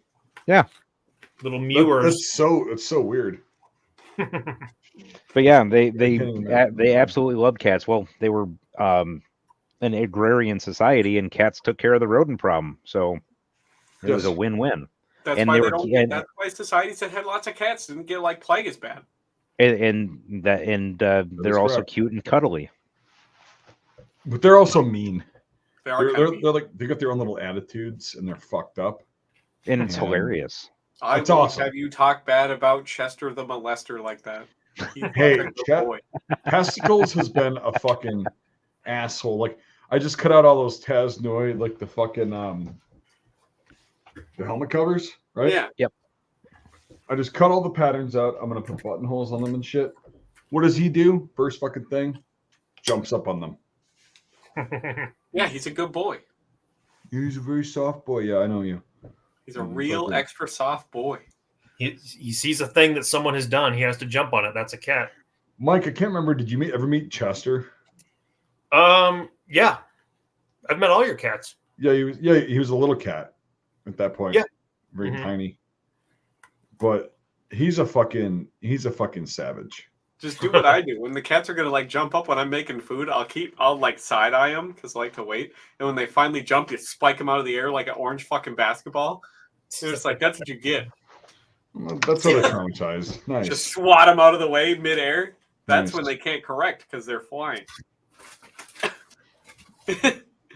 No, they're not Harry Pasget covers. They're I controlled that situation. Like I got him down immediately. Spiked him on the ground like an orange. But he just does it. Like he'll jump up. Like if I'm not like making fucking helmet covers or whatever, he'll just jump up at my fucking table and be like, and look at things outside the window. And I'm like, why here? There's a million other fucking windows in the house. Like, why here? Because he wants to be around you because he likes you. I love it when I do that. Don't get fucking sentimental, Devin. Like, go fuck yourself. It's because he likes you. That's why. Yeah. Well. Yes, all of our current cats are orange. Yes, they're all orange cats. Bunch I of know creamsicle. Remington is because he's a fucking collapsed son. Remingtons, yeah, but also collapsons are usually orange before they collapse. It's big boy. Yeah, he's like the small, like, yeah, Mike knows this cat too. Like it's the smallest, fattest cat you'll ever meet. Very round. He's dense. Oh yeah. I remember the first time my mom picked him up like years ago. We were still living in Minneapolis. Like, she picks Remington's up. She's like, "Oh my god, you're fat!" Like, because he's so fucking dense. He doesn't look like it. Yeah, he's just like he's like molten steel. He weighs so much, you know. Yeah, he's got his own gravity. Yeah. Should see the spot on the like chair that he sleeps in. There's just a fucking dent because there's a groove in there. Yeah, just displacing all of the stuffing around him. He's been really like distraught since Wally died. Oh, like he's been, because they were like bros, like they were fucking like, you know, and he's been really distraught. So he's been extra pissy lately. But let me get through that. And then cats have this fantastic ability to decide when and how to change from solid to liquid. Yeah, Remington's, well, he really isn't good at that. He goes from round to slightly less round. Yeah, Jake, in a couple of weeks, like you'll know what we're talking about with Remington's of fun. He's the smallest, most dense cat you'll ever fucking meet. Remington, 1 foot long, weighs a fucking ton. Yeah. Yeah. Did Odo ever snuggle with you when you were down here? I don't know. I was out cold, dude. On the fucking I was out cold. Just wait till you meet Chester. He likes to spit in your mouth. Did that has your shoulder recovered yet? Yep, we're good. I still got one. I still have one yellow spot on my shoulder. You're a little bitch. Got a little bruisey there. Little bruise. We shot. You're shooting all day with those steel butt plates. You're gonna get them, dude. And then we shot the fucking 1917 LaBelle, and then the PU. Sniper. Oof. By the time I got to the PU, I didn't want to play anymore. Yeah, and it was like I own a Mosin, and I forgot how bad they kick, and I'm like, I don't know if I want to shoot mine again. Yeah, they're rough, but like the 1917, like you don't realize it kicks. It's too much. It's too much fun to fire. Right, but it does kick while it's pounding the fuck out of you.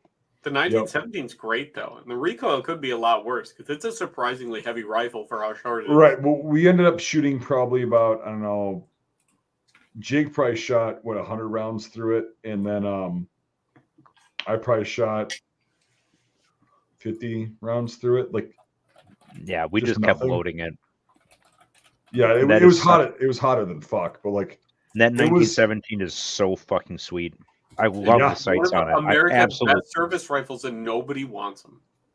I absolutely love the sight and the rear sight aperture on that. Oh yeah, thing is so. It's so.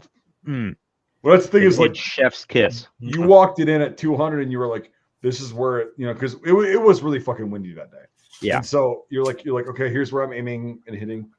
And I was like, at 600, I just took my first shot, and I just went, put the sight up to 6, and I went, pow, ping, first fucking shot.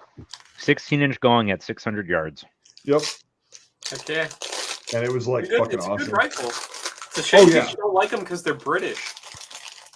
Well, fuck that. Who gives a fuck? I want to get one eventually.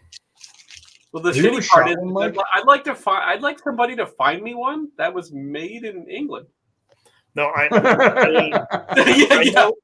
because I had to draw the fucking thing like 1,000 times, so I know it very well, but I've never actually fired one before.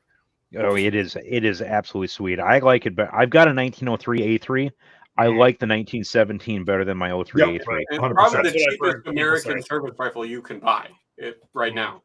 And I've shot an 03 before, but yeah, never. It is 17. It's still got recoil and everything like that. It's a 30-06. It's a fucking big round, but like, it is not nicer. It's nicer in every way than an 03 A3. Yep. Mm-hmm. And it's like when you I love you. And I love my 03 A3. Yeah.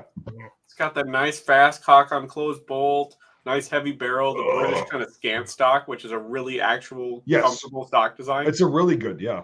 So, like the whole thing is just fucking awesome. Yeah. There's nothing about that 1917 that I don't love. Yeah, and including the recoil. We had another guy up here with us that he shot it too, and he was like, "I fucking love it." So next time, one of the guys from the Discord was up here with us. We're not going to name him on stream, but he was up here. So $5 a month, and you can gain access to the Discord. $5 a month on Patreon. Yeah, do it now. Was a fun time because I had sold him a rifle, and he came up to Jake's place, and I mean, he even loved that thing too. He was like, just. Did you see that message that I screenshotted where he was talking about meeting 2 random internet strangers? Oh yeah, absolutely, yeah. Well, I was the same way. I'm like, is this guy gonna be a fucking psycho? And what are we doing? Only half the time they are. It's fine. No, this guy's cool. This guy's cool. And don't want a first Kyle moment to happen. Yeah, he's cool until Mike invites him over to his house, and then it's not cool. And then Mike puts him to work, having him replace toilets and sinks and breaks. Yeah, and doing garden stuff. Yeah, Mike goes to visit everybody else, and everybody has a fun time, and cookout and shooting and blah blah blah. Everybody goes to Mike's, and they get put to work. And I'm crawling to be fair, getting my one pair of pants, buddy. Penis. To be fair, Felonious Devonius volunteered and said we should do this.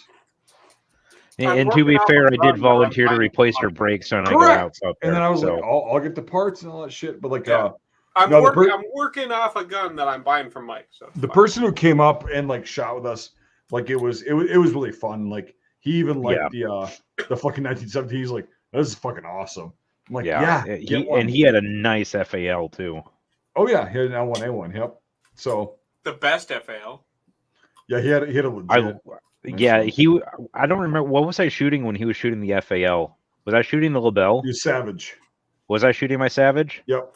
Because whatever I was shooting when he was shooting his FAL, that thing, the muzzle brake on that thing, I was just getting fucking pummeled. It'll womp you because it's only got 4 cuts on it. So it's freaking 8 inches long. It's like 4 inches long. Yeah. It's a fucking awesome beast. I'm really quick. I'm just texting Jonesy. Okay. And he said, yeah, I'm ready to go with photos when you are. Yeah, me too. I'm just. I got some photos too. I only got. I want to hear Jonesy's take on these fucking photos because he's a history nerd. Okay. You know what we need to do when Jonesy first comes on is we need to ask him for his best shit story. Oh, He's gonna top That's me kind though. of I don't that's kind of wanna... the theme of the night, though. Well, I've got a bunch of shit stories that I've never told on stream, but like I think he would top. Well, maybe he I would. got a pretty good one where I was helping Mike replace his toilet, and he had 4 inches of sand in his toilet tank. That was pretty good. Dude, What? our fucking water. No, our water here is so fucking. You just got to get a fucking filter for your main line to your Yeah, house. it's not just sediment; it's fucking sand. Literally, he had like inches of sand in the back of his toilet tank. Like sand. You know what that is? That's just reducing his amount of water usage, so he's more environmentally friendly. That's true. He is just reducing it, but he's also absolutely fucking his water lines, letting all that dirt. That's a He's problem actually for future. fucking his water lines. Yeah. That's a problem for future Mike. Bring Well, it all probably back for around. future me, because I'll be nice enough to help replace him. You know, Virginia, you are correct. The British version of everything is the best version of everything, including Canadians. The British Canadians are better than the French Canadians. That checks out. Yes, that I'll agree with you on there. But I'm saying that my ancestry is French Canadian, and I'll say that the French Canadians are the fucking most miserable fucks. Well, it's because they're French. They're the worst part of every people ever. Yeah. Up until you actually need a revolution. Yeah, but those are actual French people. Those aren't the. I mean, I people see that, why like, Julius Caesar tried to kill as many of them as he could while he was going through the place. in Gaul. Yeah, for sure. Hey, you know what? The French are actually good at rebelling. Yeah, you gotta they give them do it. credit for that. And much. also, Probably I'm gonna have to twice a year. disagree. I'm gonna have to disagree with the comments. The P14 is not better than the fucking 17 because the P14 holds 5 rounds. I was gonna say they're the same gun, but you get 2 extra rounds Right. in the 1917. So. Yeah. Yeah, 1917 made my short list of guns to buy. I mean, I'm saying that, and I own a P14T, which is the sniper version. Right. And I think the 1917 is better than my P14T. So. The 1917, like I was telling Jake, like when we were down there, I'm like, all right, just fucking fire this rifle. Tell me what you think. And he fires a couple rounds. He's like, this is fucking awesome. Like, this is a great rifle. There is nothing about the 1917 that I don't like. Yeah, it's fucking great gun. Especially if you get the handles. bayonet for it. You get the like British pattern fucking bayonet for it. You can, yeah. Yep. No, it's 18 inches of steel on So- the end of your gun. so that Steel week. on my So, bayonet. Yeah. so last weekend, 2 guns. Well, 1 gun was already on my list, but I actually got approval from the missus to get it. So I'm getting it. I'm going to be getting a 1917 sooner rather than later, and I'm going to be getting an M1 carbine because Mrs. Bravo got to shoot Mike's M1 carbine a lot, and she fell in love with it. And It's a fucking awesome little rifle. Nice Yep. gun. And I told her, I've been telling you this for years. The M1 carbine is a fantastic rifle. Every time I don't own one, but every time I've shot one, I'm just like, I just want to do this all day. Yeah. The thing is, like, when you were here one of the last times, Mike, like we went over to my neighbor's place, and then you were shooting the M1 carbine. You were like, "Oh, I fucking love this thing. This is fucking awesome." It's so fucking cool, yeah. Yep. Yeah. And it predated the Sturmgewehr 44, even when it was the MP 43 or whatever the fuck it was called to The get Hitler's MKB approval. 42 was It's the HKB first 43, push in the yep. field service. Yeah. Yeah, I So, want to get yeah, one too, but it's just it's expensive. So yeah, The M1 carbine. So the M1 carbine predated the Sturmgewehr. It's a 5-pound rifle, so it's a light rifle. Yep. It's 18-inch 15 barrel, rounds. Mike. 18-inch barrel. Yes. Yep. So it's a lightweight rifle with a short barrel. Uses a detachable box magazine. In the M2 guys, it was a select fire, firing an intermediate cartridge. Tell me that's not the first assault rifle. Definitely was. Yeah, it beat the Sturmgewehr into service. It was adopted. That's why It was the adopted German- in 41, wasn't You it? see a lot 42. Was it adopted in 42? But it was designed the in MKB 41. 42 came out in March of 1942. So But also, you see a lot of Germans picking these things up and using them. The famous bulge photos of the SS guy. Well, there again. I fucking wish. I wish I'd have saved every picture I've fucking seen. Yeah, that's cool because I've seen so many pictures of like Germans carrying M1 carbines in every theater. Mm-hmm. I mean, to be fair, everybody that used an M1 carbine loved it. Like, they fucking loved, all the GIs loved them in Korea. The South Koreans loved them. Yep. In Vietnam, the South Vietnamese troops fucking loved them. Yep. Like, New Guinea, Philippines. People fucking loved them. Yeah, it's the whole boomerism of like, doesn't have any stopping power.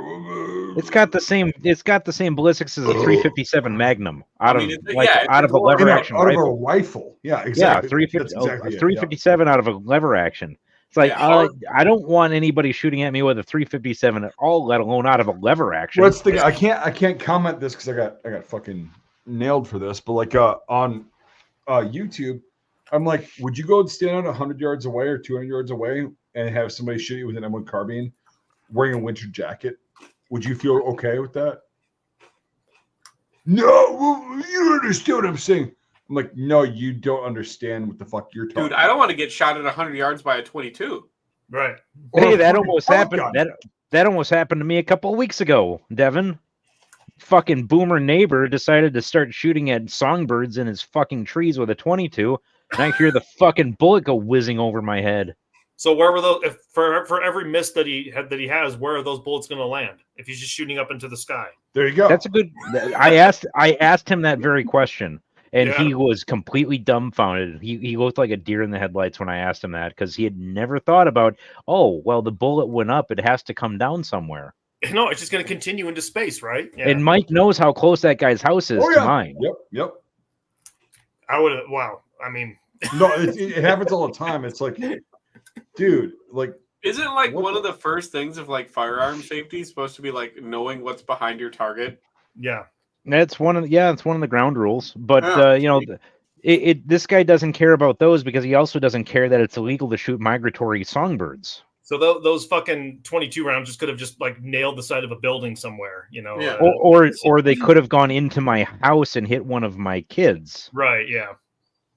Well, I mean, if Americans made their houses out of not paper and air, you know. But the point is that, you know, it's like, okay, if this guy was using a 410 with birdshot, I wouldn't give a fuck. Yeah, he's using a goddamn 22. Stop immediately, pretty much. Right, because a 410 it hits you, and you're like, ouch, you know. Well, at the range that he's shooting at, it's just going to be like somebody threw a handful of rocks in the air. It's still going to be fucking uncomfortable. Like, you know what I mean? Like, but it's not going to be. It's not going to break skin. No, that's the thing. At that range, you're not going to break skin. Yeah. So this guy was this guy your typical boomer kind of? Yes, he is the typical boomer neighbor. FUD kind of guy, yeah. Very much FUD. The only thing he owns are 22s, a deer rifle, and shotguns with birdshot. Weird. And he can't shoot at the fucking birds with the birdshot that he already has. And he shoots into the sky and almost with his neighbors. Yeah. Jesus fucking Christ. I heard the bullet go whizzing over my head. I heard the oh, that's close. Jesus Christ. Yeah, it sounded like a fucking laser going over my head. I didn't hear the snap, so it wasn't that close, but I heard were you like fucking like did you like march up to him like what the fuck, asshole? Or... No, I was like, where the fuck did that come from? I knew exactly what it was when I heard it. Yeah. Right.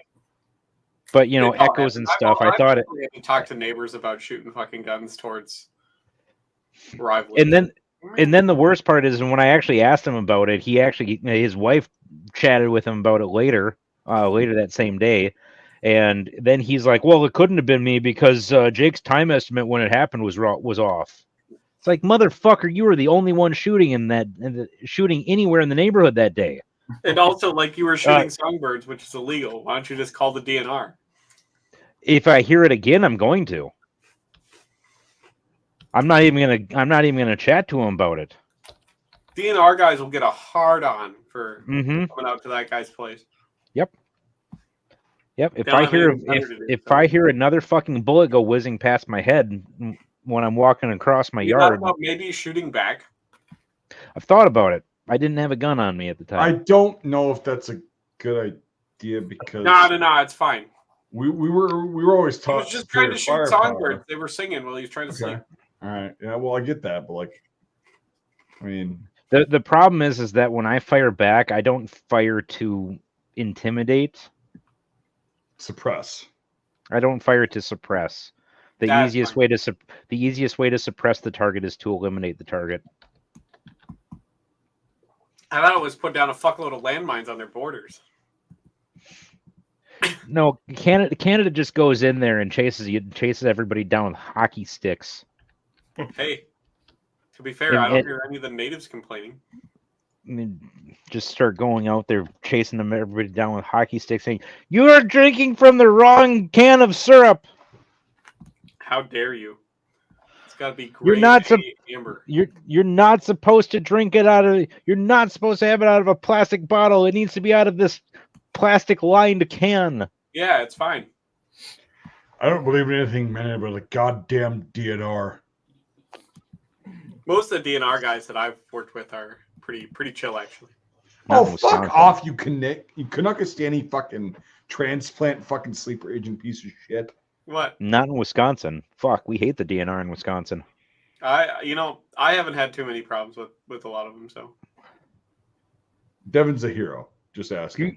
You think I'm going to report that to the state? Hell no. I mean, you should be reporting. Hell no! Well, if you did, it would have been a state record, eh?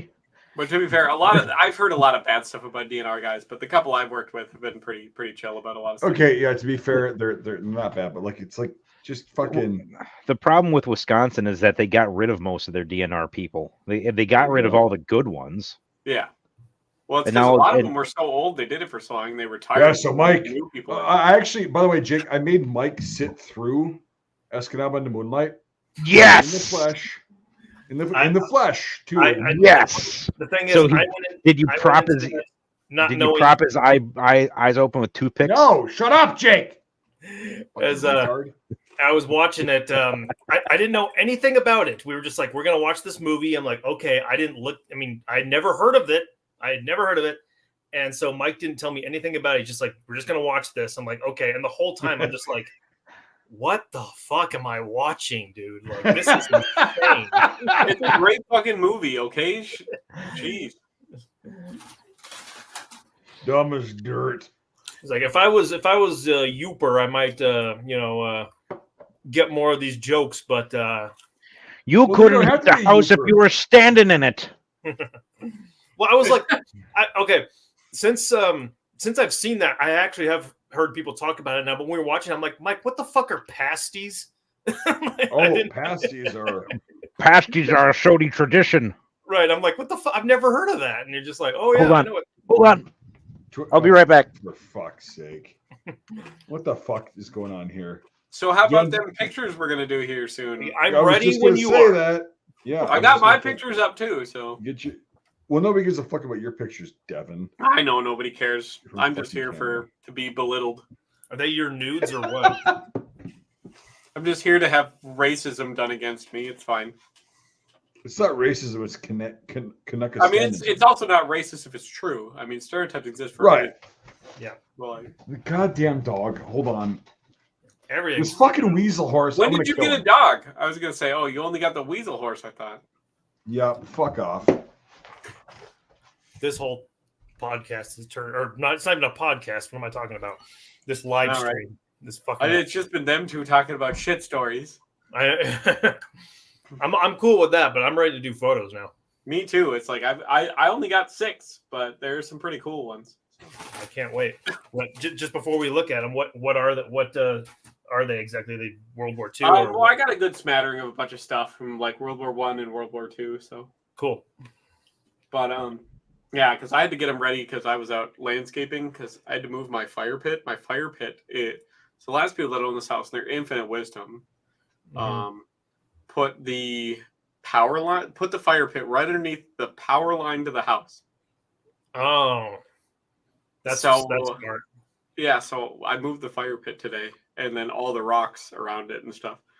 So I love it when stuff like that happens, where it's like the such and such there's was so much dumb shit. Yeah, The such and previous such- owners did to this place that it's just like, why the fuck? So Have you ever like been to houses before, like the doors won't open fully, or they'll like bang into a wall or something, or the toilet? Like I've had that. I've been to places where that you open it up and the door like hits the toilet in the yeah, bathroom. you know? stupid dumb shit like that. I mean, at least we don't have any stuff like that. But like, whoever did a lot of the wiring in this house did it themselves. Oof. And so it's like I have outlets like in the other room that are black because smoke has poured out of them. Oh God. And so it's like that breaker's just shut off. You know, like Oh, come on. What do you got there? It's censored. It's blurry. pasty. It's a pasty package. Yeah. Oh yeah. Pasties. This Yeah. is an actual Escanaba pasty. So yeah, I learned about those through that movie. Yes, this is an actual. Got one request: no D-Day pictures. Are you serious? That's all he does is D-Day pictures. Did someone say that? Or- Yeah.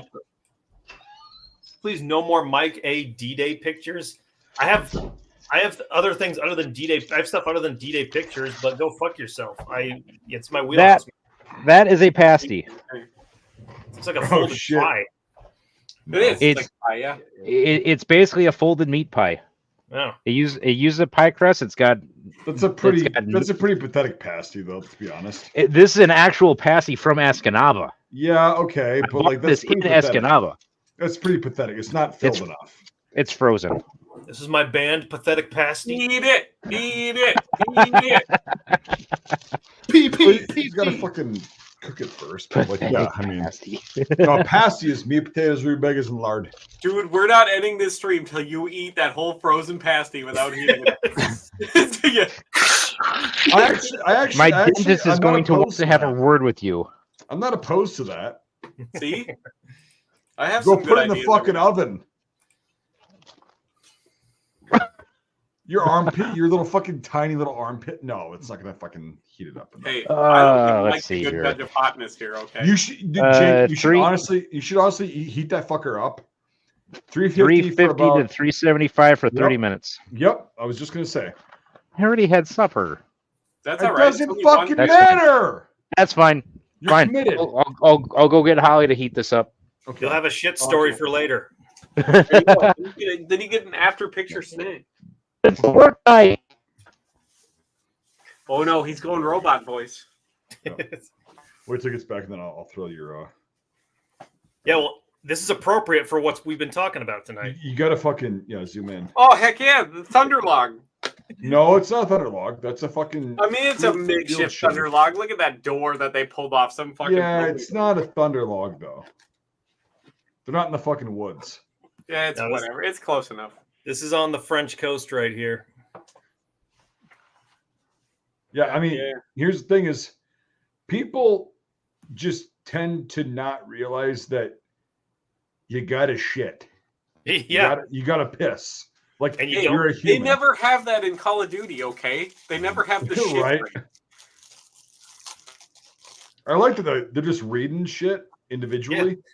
These two guys just sitting next to each other. Yeah. No, I mean, Yeah, like you gotta fucking go, Mike. Sometimes. dude, you get that close. You get that close, and you're like, who gives a fuck? Like, Right. we're just shitting, and You're both reading the paper, minding their own business. It's not like you're jacking each other off. Fuck. right.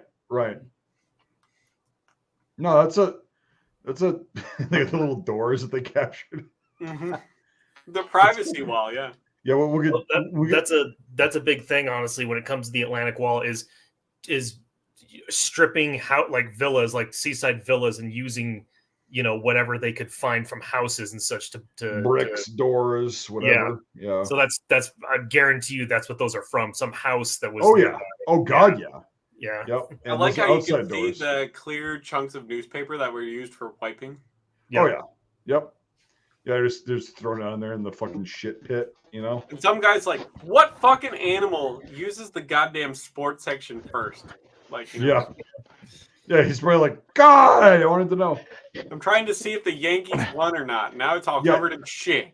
See, Jake, this has to go with what we've been talking about tonight. And the Sodi 2 holder. Well, they're not on top of each other, so they're not Polish. DeSodi 2-holder. Yeah.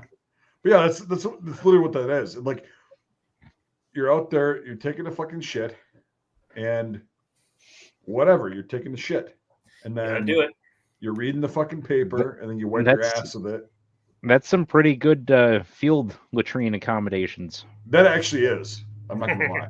Yeah, they're That's reading pretty the nice. IKEA catalog, trying to figure out why this house they're putting together has 2 doors and no walls and only a Yeah, shitter. IKEA didn't exist at this point. That's the Popular Mechanics catalog. Let's Dumb see what fuck. we got next. Okay, going more to traditional stuff. MG34. Yes, No, it's a 42 that run Omaha. Lots of them. the 42 there. Oh yeah. Yeah. Don't Wait you a know? minute. Those That's an A grenades. Yep. I was gonna Yeah, say. so why are the fucking grenades right there? Like, what the fuck's going on here? Is that not? Would you So not? they're do ready that? to be thrown. They're right there. Well, no, he's doing okay. Zoom out. This is a fucking like qual range or practice range, right? Mm-hmm. The grenades are probably just thrown there for the picture, but he's got his bipod. in Well, case the- the Russians one of show them. up. This right here, this is what you do in a fortification that you mount it in the center right there. Like if it's a static machine gun position, you use the center pivot for the bipod. Okay, so this is a fucking static position. Mm-hmm. Yeah. Can't you Oh. tell? Look at his camouflage face veil, so he doesn't. Hey, get fuck shot. off with your goddamn retarded Canadian sarcasm. It doesn't work. So I'm wondering why there's 4 fucking M39 grenades right there. I usually see, like, when I see a machine gun position, I usually see like guys with grenades like right next to them. But So- why aren't they the stick grenades? Well, I Well, mean, because 39s are both offensive and defensive. Yeah. Stick grenades are offensive grenades. I think what's interesting is that he's using the ammo can to prop up the gun. That's kind of Yeah, like so. What we this is a static position. It's like, is it? it might honestly just be for the photo. Who knows? Right. I don't have any information on the background of the photo, but I do know that when it came to like static positions along like the coast and stuff like that, where guns were they're meant to be there for a long time, Yeah. they would, like a Tobruk, for example, like that's what the center bipod mount is for on the MGs. Okay, that's fine. But like this position as a machine gunner, Mhm. I'm like, you're way out in the fucking open. There's actually no cover. You've got a fucking 3-inch fucking log tops that's going to provide cover from rifle rounds. No. There could You're be also- dirt and shit in front of it. You never know. The what? Looks like there's dirt piled It up looks in like front of there's the 2 log. layers of logs and there's dirt in between it. So That's right here. I don't see that at all. This is a very exposed position. I wouldn't, as a machine gunner, I would never make a position like this. Mm. It's way too high up. It's way too fucking exposed. Yeah, it's probably just for the photo op. Maybe so. So, okay, this is a Colmar pocket. Oh, free French. Yeah. Yeah. Fuck yeah. Yep. This is a really cool photo. You see the French guy with like U.S. Cartridge belts on, and stuff like Of that. course, yeah. The free French, they're wearing the Adrian helmet, the M20. He's got an M26 on, which is good. And there's black dudes. These guys are probably transport guys. Yeah. Yeah. Got the goggles oh, on. he's got his cool winter boots on, the mucklucks. Yeah, right there. Oh, they're on mucklucks. Zoom in. Oh, fuck, they are. No, they're sorrels. They're I was gonna- sorrels. Yeah, I was gonna say those look like sorrels, not mucklucks. Yeah. Fuck. So this is in like fucking late 1944. Yeah, Eastern France. Yeah. Fucking A. Tons of winter shit. Of course, yeah. And this guy's belt is just fucking It's all fucked up. it's so fucking outrageous. It's like Yeah, what the hell, dude? he's got his bag on there, like it's weighing all this shit down. But whatever. Who gives it? But he's wearing a French overcoat. Look at that. Zoom in a little bit. Yeah, that's On- not on U.S. Yeah. No, she's got his French overcoat on, and that's fine because that's khaki as well. Mhm, Go up, like show his head. mhm. Yeah. So this is a free French dude. Oh, he's wearing a scarf. Nice. Look at the mustache on the guy in the background. Yeah, it's French. Oh, fuck yeah. Fuck yeah. That's well fucking maintained. Hey, look at that scarf. That fuck plaid yeah. scarf. Both these fuckers have scarves on. And okay, so go to a little bit to the right. Like, where they actually like trading these guys? Might be because Rations.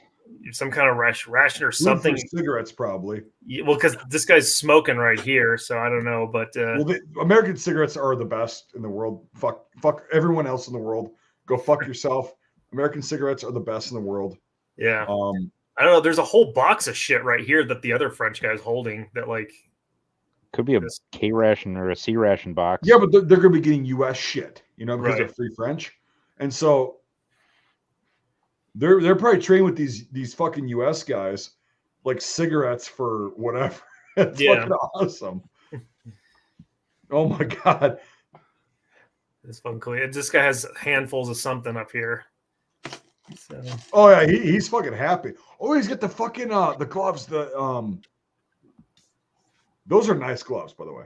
Yeah, with the seams on the outside where glove seams are supposed to be.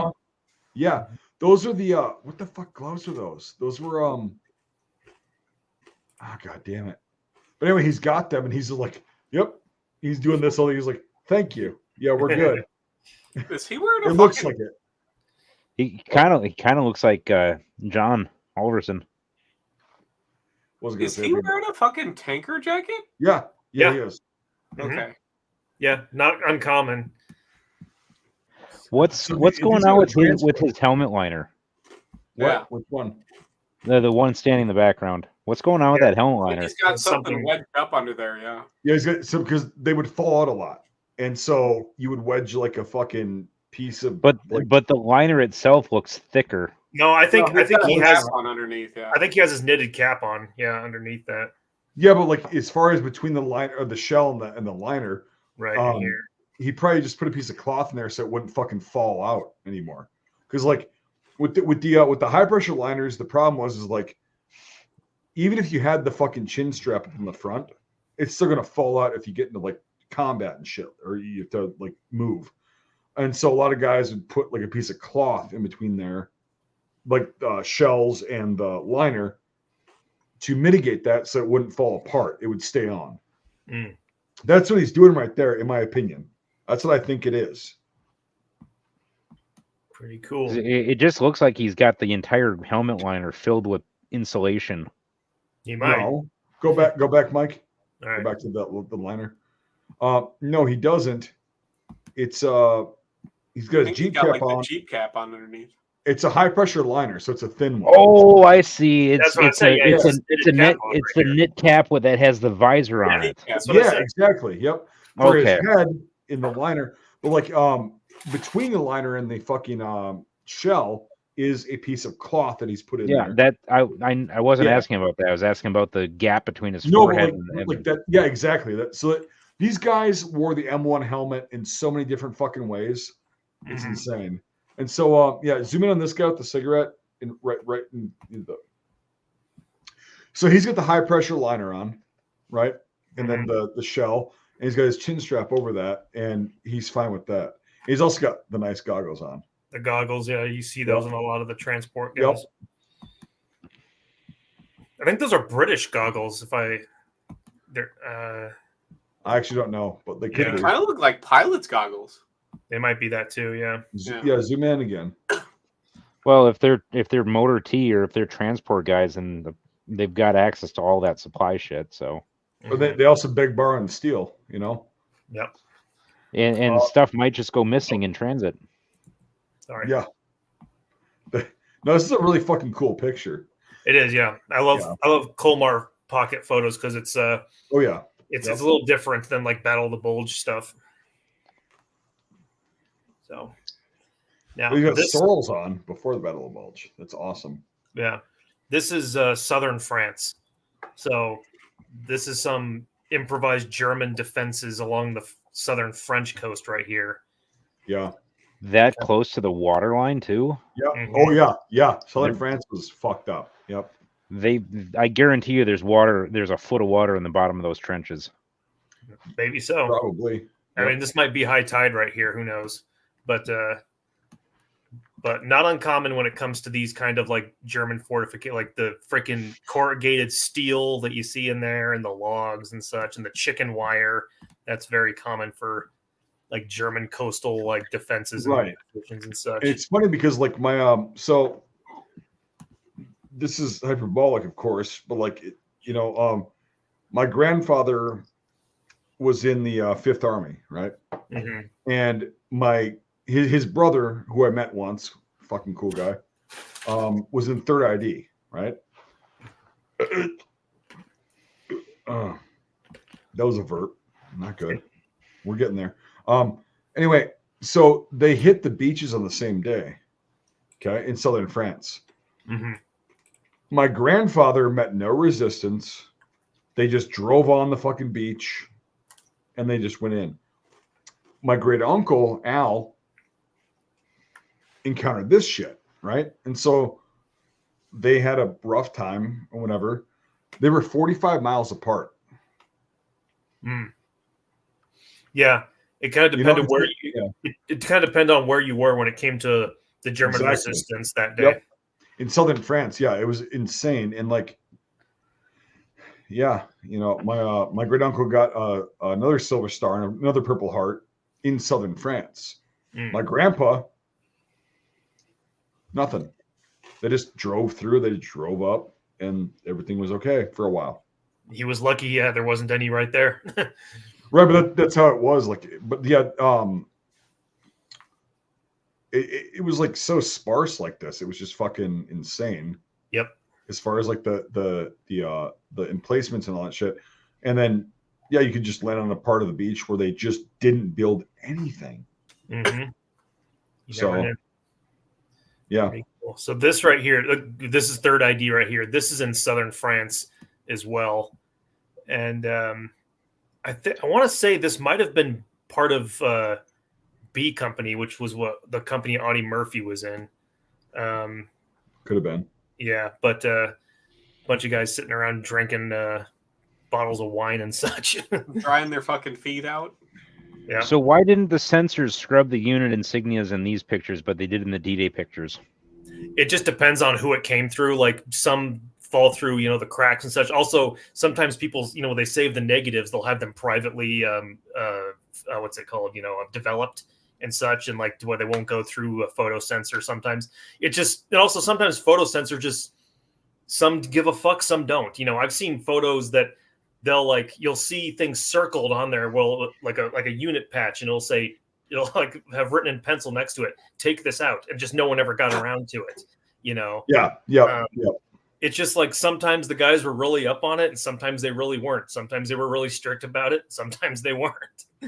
So, yeah, it's a very it's never like a solid, clean cut kind of thing. It's always just kind of whatever the individual was feeling at that moment.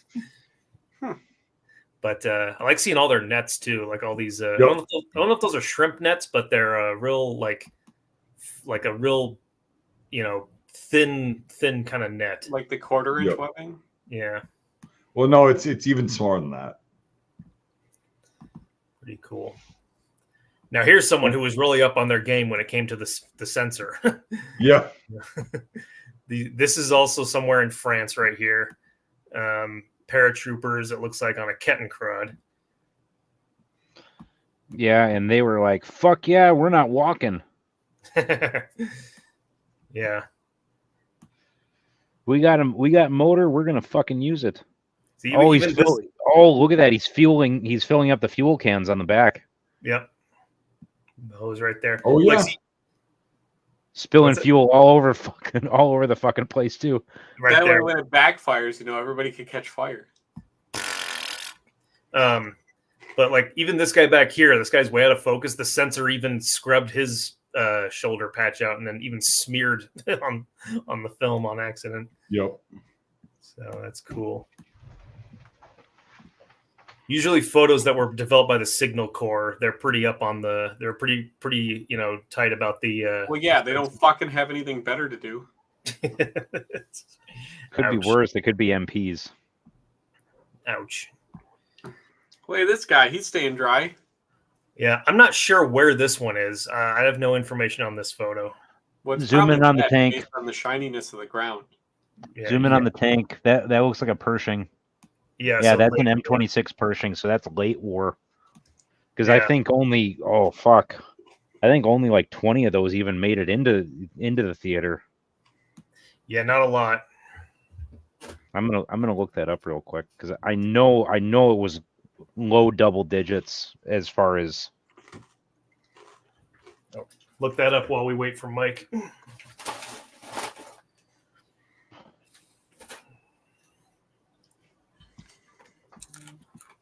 But it's kind of cool to see this German. His Zeltbahn is all fucking torn to shreds. Oh, he's gonna get water in it then. Gosh. You can tell it's definitely late war. They're wearing M43s and they have gloves on and stuff. Yeah, I was right. Only 20 Pershings made it into the theater before the end of the war. Okay. So this is pretty late war then. Yeah. The first shipments of Pershings arrived in Antwerp in January 45. They were given to the 1st Army, which split them between the 3rd and 9th divisions, armored divisions. Heck yeah. A total of 310 T-26 E3s were eventually sent to Europe before VE Day, 200 being issued to troops. The actual number engaged in combat is unknown. But yeah, we're looking at an extremely rare photo of a Pershing in Europe. Mm-hmm. Just because there weren't that many Pershings. Right. But yeah, they were developed in direct response to the Panther and the Tiger. Oh, was that their purpose? Well, they had to replace the Sherman because it sucked. No, the Sherman didn't suck. It was great. You could make a shitload of them. Yeah, and you could maintain them in the field. Yeah. But the Pershing, because it's hard to fix them when you have to send them back across a fucking ocean. But yeah, the Pershing was developed in response to the Tigers and Panthers having the the 88 and the high velocity 75 along with the thicker armor. They're like, the guns that we have on our tanks right now don't do anything. Are you going to bed, buddy? You going to bed?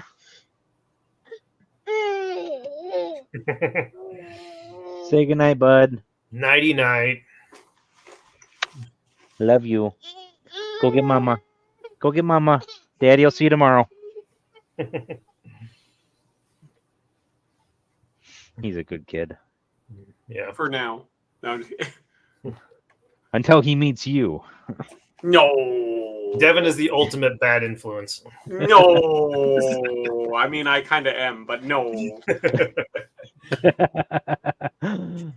I don't think the Pershings made it to Czechoslovakia. I was gonna say they probably made this to the Netherlands and Germany, and that was northern France. That was about it. Well, I'm gonna move on because I don't know where Mike is. Yeah, I already plugged his channel for him. Bathroom. So he probably is having another gut bomb. Well, I've been spiking most of it. Well, last time I was there, I spiked most of his food with wheat flour. So. Are you trying to kill him? I see. No, I'm just trying to give him sonic diarrhea. This is an interesting photo because this is also France. I don't know what the fuck is up with this guy's expression, but Mike. It's staged. Yeah, but he's wearing a Luftwaffe cap, and he's wearing the HBT summer tunic, and that's why it's all wrinkly and shit. And he's wearing Drillick, like early Drillick pants with low boots and gaiters on. It's just a real interesting combo of things. Whatever works, comfort's king. Right. Especially in France in summer. Hey, when they don't give you camouflage that actually blends into the environment, who gives a fuck? Yeah, might as well be comfortable. Yeah, this is like the ultimate summer outfit right here. All this really thin stuff. Fuck that wool shit. Yeah, exactly. The ultimate summer outfit, it's a fucking mankini. It says, why are they white? Because they're the early HBT or not HBT. Well, they're the early Drillick pants, the Drillick work uniform. You know, the Germans when they were was off white. So yeah, they're like this white. The early ones, they're like this white color. So if you type it on Google Images like German Drillick uniform, you'll see like early war photos of guys in these like white uniforms, tunics included, and yeah, it's like what they'd be wearing when they're not in combat. Which was pretty common. Most armies said that. The Canadians, the British, and everything had denim. Right. Yeah, You it's wore like a light denim kind of material. Yeah, and you would use it for working. So when you were on like details and stuff behind the lines and whatnot, you would be wearing usually your denim outfit because the resistances on it were a lot higher. You could beat it up. It was fine to work in because it wasn't too heavy, but it was strong enough to where you could be rough on it. So yeah, it's the same principle. So yeah, pretty cool. Oh, this is some bad shit. I don't know if we can show this on here. Looks As fine we're to me. showing it, Those as guys we're are showing having it the on best here, sleep of their lives. Okay, they're just napping. Yeah. That's what that hole in that guy's back is. Yeah, so he could breathe better. That's from a previous engagement. He was fine. He stole that shirt. It's fine. Well, this is outside of Saint Lo in France, and yeah, you see a lot of some typical Normandy stuff right here with the Germans with the chicken wire on the helmets. Here comes Mike. He's probably going to axe this picture. Yeah. So we'll get back to the Drillick guy. Oh, you're here. Yeah, I'm. Mike A just got your entire stream axed. He did, yeah. That's fine. I don't give a fuck. He showed. Well, he doesn't I don't know why though. He was actually showing pictures of dead Nazis, of real dead Nazis. You know, the people, the fucking blue-haired freaks on YouTube will be like, "Oh, okay, that's good." Yeah. Yeah, I mean it's this one right here. It has a lot of interesting stuff in it. It's not bad. Like, I mean, it's not too bad. It's not like you can get axed. Yeah, I mean, right. It's just outside, dead people. Outside St. Lo, and this guy's bread bag's been rifled through already. Oh yeah. Yeah. Oh yeah. Probably the British. Look at that. That's because the British weren't fed. Oh yeah. See, someone. I recognize that gun, but I can't place it. I know it was. I know Hotchkiss it was French. 1914. Yeah, it's a Hotchkiss. It's a French gun. Yeah, I knew it was French. I had that much right. It's got the big feed strip loader. Yeah. Where's his AG? Looking at the guys in the background, I'd say it's just a stage picture. Well, I mean, think? Yeah, these guys are soldiers too, but they're working. But someone in here earlier in the comments asked, "What's with the white pants on one of the previous photos?" Yeah, I was hearing everything you guys were saying. Okay, cool. Yeah, yep. Yeah. This is again for someone who comments that this is another example of that. These work pants, as you see, they're still wearing their standard issue like belts, but they have these these light colored work pants. The nice roomy cotton work pants. You could really get limber. Mm-hmm. But I always love seeing the machine gun positions along the coast. They're always something weird like this. You know? Yep. They probably had an MG42 in that position when the attack came. Yeah. Well, I don't have a 42, but we do have right here a Zwillingszackel 36 right here with the dual MG34s mounted in it. So that's cool. I like the MG34 better anyway. Yeah. I think the MG42 looks cooler. It has more beauty to it, you know, in terms of the image of it.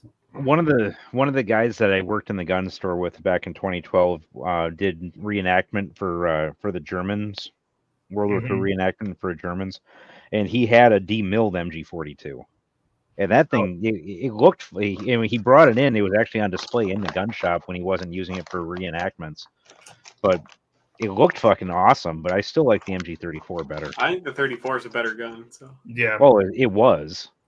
Yeah. And Jonesy! Somebody What's here? Up? Yeah, oh, Jonesy's hey. here. What's up, Jonesy? Not much. How you guys doing? Good. It's been a while.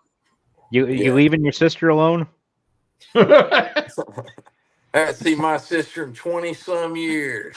I can't leave her alone. I'm married to her. No, I'm just kidding.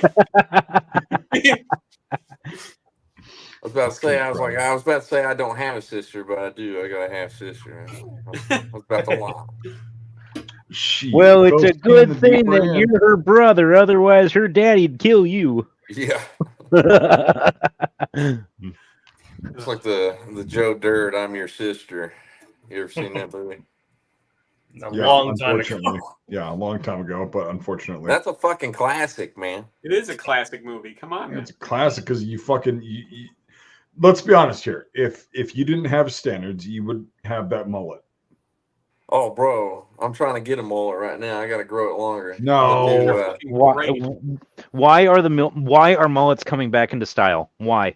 Why? Because it's a honest, 20-year. They I never see wear things it with those, around yeah. here. It's a 20 fucking year rotation, dude. Music Friends- and mullets. Friends don't let friends grow mullets. Business in the front, party in the back. Come on. I They prefer can- the other way they- around. They're a classic. Well, there's nothing classic about being a fag. They can't be, I guess, sometimes. I mean, that's I don't know. They're pretty. you'd be like, fashion that's forward. pretty classic fag right there. Yeah. Yeah. Jesus Christ. Then now the stream's gonna get zapped. Yeah. Well, that's how it goes. Yeah. Fucking. So yeah, we're just analyzing photos right now. And so Jonesy, what do you think about this? What is that? I can barely see it. I'll be honest with you. My He's phone's looking so on his small. phone screen. He's Oh. his goddamn phone screen. Yeah, I was talking to Nye about a computer today. It's a MG34 dual AA mount. Oh, he about to do some business, ain't he? Look at him. That's right. Yeah. Jonesy's probably sitting there thinking, I wish we would have had one of those at Keating. Yeah. Yeah, I've been right behind them bastards. No, but like seriously, like this fucking thing, you're on a beach, right? Yeah. A very wide open beach. Sitting in a hole. What the fuck are you gonna do? I wonder how the salt fucked with them or anything. I wonder. Well, Probably. it's funny you say that because actually, I mean, they would take guns out for training and stuff like that. But anytime they weren't in use, the guns would not be in places like this. They would store them, in a proper area. So Smart. this guy probably came out here to either do drills or something, or maybe to just please the photographer or something with this. Yeah. Mm-hmm. So What is that structure in the background? that is part of an old fashioned like a lighthouse. Yeah. This is off Jersey Foundation of Island. the White House. Yeah, this is off Jersey Island in France. So yeah, probably some kind of old fashioned, lighthouse or lookout post or something. So yeah. See what else I got. Oh, this is Juno Beach. This is for you, Devin. Look at all those turtle helmets. Yeah. Look at that shit. Oh, it's fucking Canucks. Mm-hmm. Heck They got yeah. The scrim. Yeah. Mhm. It's perfect. But yeah, up here, this is That's a rangefinder. no, it's a WZ-30 machine gun. Oh, Yeah, it it's is. an old Oh, yeah, water- that's a water jacket. I thought that was the end of a rangefinder. No, it's a Polish machine gun. Yeah. So this was at some point. This type of fortification here. This octagonal thing is called a ring stand, and it's an emplacement for a 5 centimeter anti-tank gun. At some point, they took that gun out and they transformed it into a machine gun pillbox instead. Oh shit. Yeah, Look at Yeah. the fucking barbs on that wire. Look at how It's long those right. That's what we're talking about. yeah. yeah. Those They're barbs every are, fucking those barbs are like an inch and a half long. Yeah. That's standard Yeah. German wire from during the war. That was World War One and World War Two. European wire. Yeah. Yeah, that's what it was like. I mean, It's fucking insane. yeah, There's no getting through that. yeah. Body breach. No. Well, they put Look at how fucking chewed up that goddamn wood ladder is they threw at them. yeah. That ladder's not having fun. That thing's fucking more ate up than a fucking dick sandwich at a gay pride festival. Like that thing is fucked. Yeah, And it's like, yeah, I mean the barbed wire that they used in both world wars, absolutely atrocious. yeah. I mean, I've never seen a movie that's ever done it right. But yeah, it's Well, just like what the hell was the one we the French one. the A Very Long Engagement Yeah, did it okay. yeah. but still. But like, yeah, it's still like they never fucking get it right because, dude, it's so hard to fucking make. Like, it's literally every centimeter. There's there's another set of barbs, and there's 4 of them. Yeah. It's a 4-pronged barb on like every inch or so, and it just the look of it just makes you wince when you look Jones, at it. have you seen that shit before? No. Dude, so like, yeah, our C wire is different, right? Yeah. But in the First and Second World War, it's literally like every centimeter has got 4 fucking prongs out there. Yeah. There's no way to grab the shit. Yeah, it's insane. Can you imagine the guys who had to deploy It's it? holding up a rock, I was just thinking like that. a chunk of the bunker. Mhm. Yeah, Go right up. there. Look at that. Yeah. It's under Yeah. that much tension, it's able to support that. No, that's the thing is like that shit was so fucking strong. It's astronomical Yeah. to what we have. Can you nowadays. imagine? Can you imagine having to be the poor saps who had to actually deploy that shit? No. I mean, you got Dude, 4 yeah. years to do it. It's fine. Yeah. Well, I mean, Fuck just that. think It's about gonna like take 4 years just to heal the puncture wounds. yeah. Mhm. Think about like the people who had to clear this stuff, like the engineers who were brought in to like, Right. all right, we have to strip all this away now. it's I'm like, pretty sure there's one engineer that's been like, I've been hoarding TNT since 1931 to put all this barbed wire into space. Yep. So. Also, what's cool about this is that it shows how they would use these machine guns because the beach is this direction, you know, right in front of these guys. Yep. Yeah, the machine gun is placed so it fires down along the beach, not straight at the ocean. So that's really cool. You always see the Germans doing that. Well, and so like it's- Jonesy, like when you were in like Jake, when you were in, we were always trained to like, if you're gonna put up a defensive position, you go sideways for the machine guns placement. Yep. Right. You don't just go straight on; you go sideways. Right.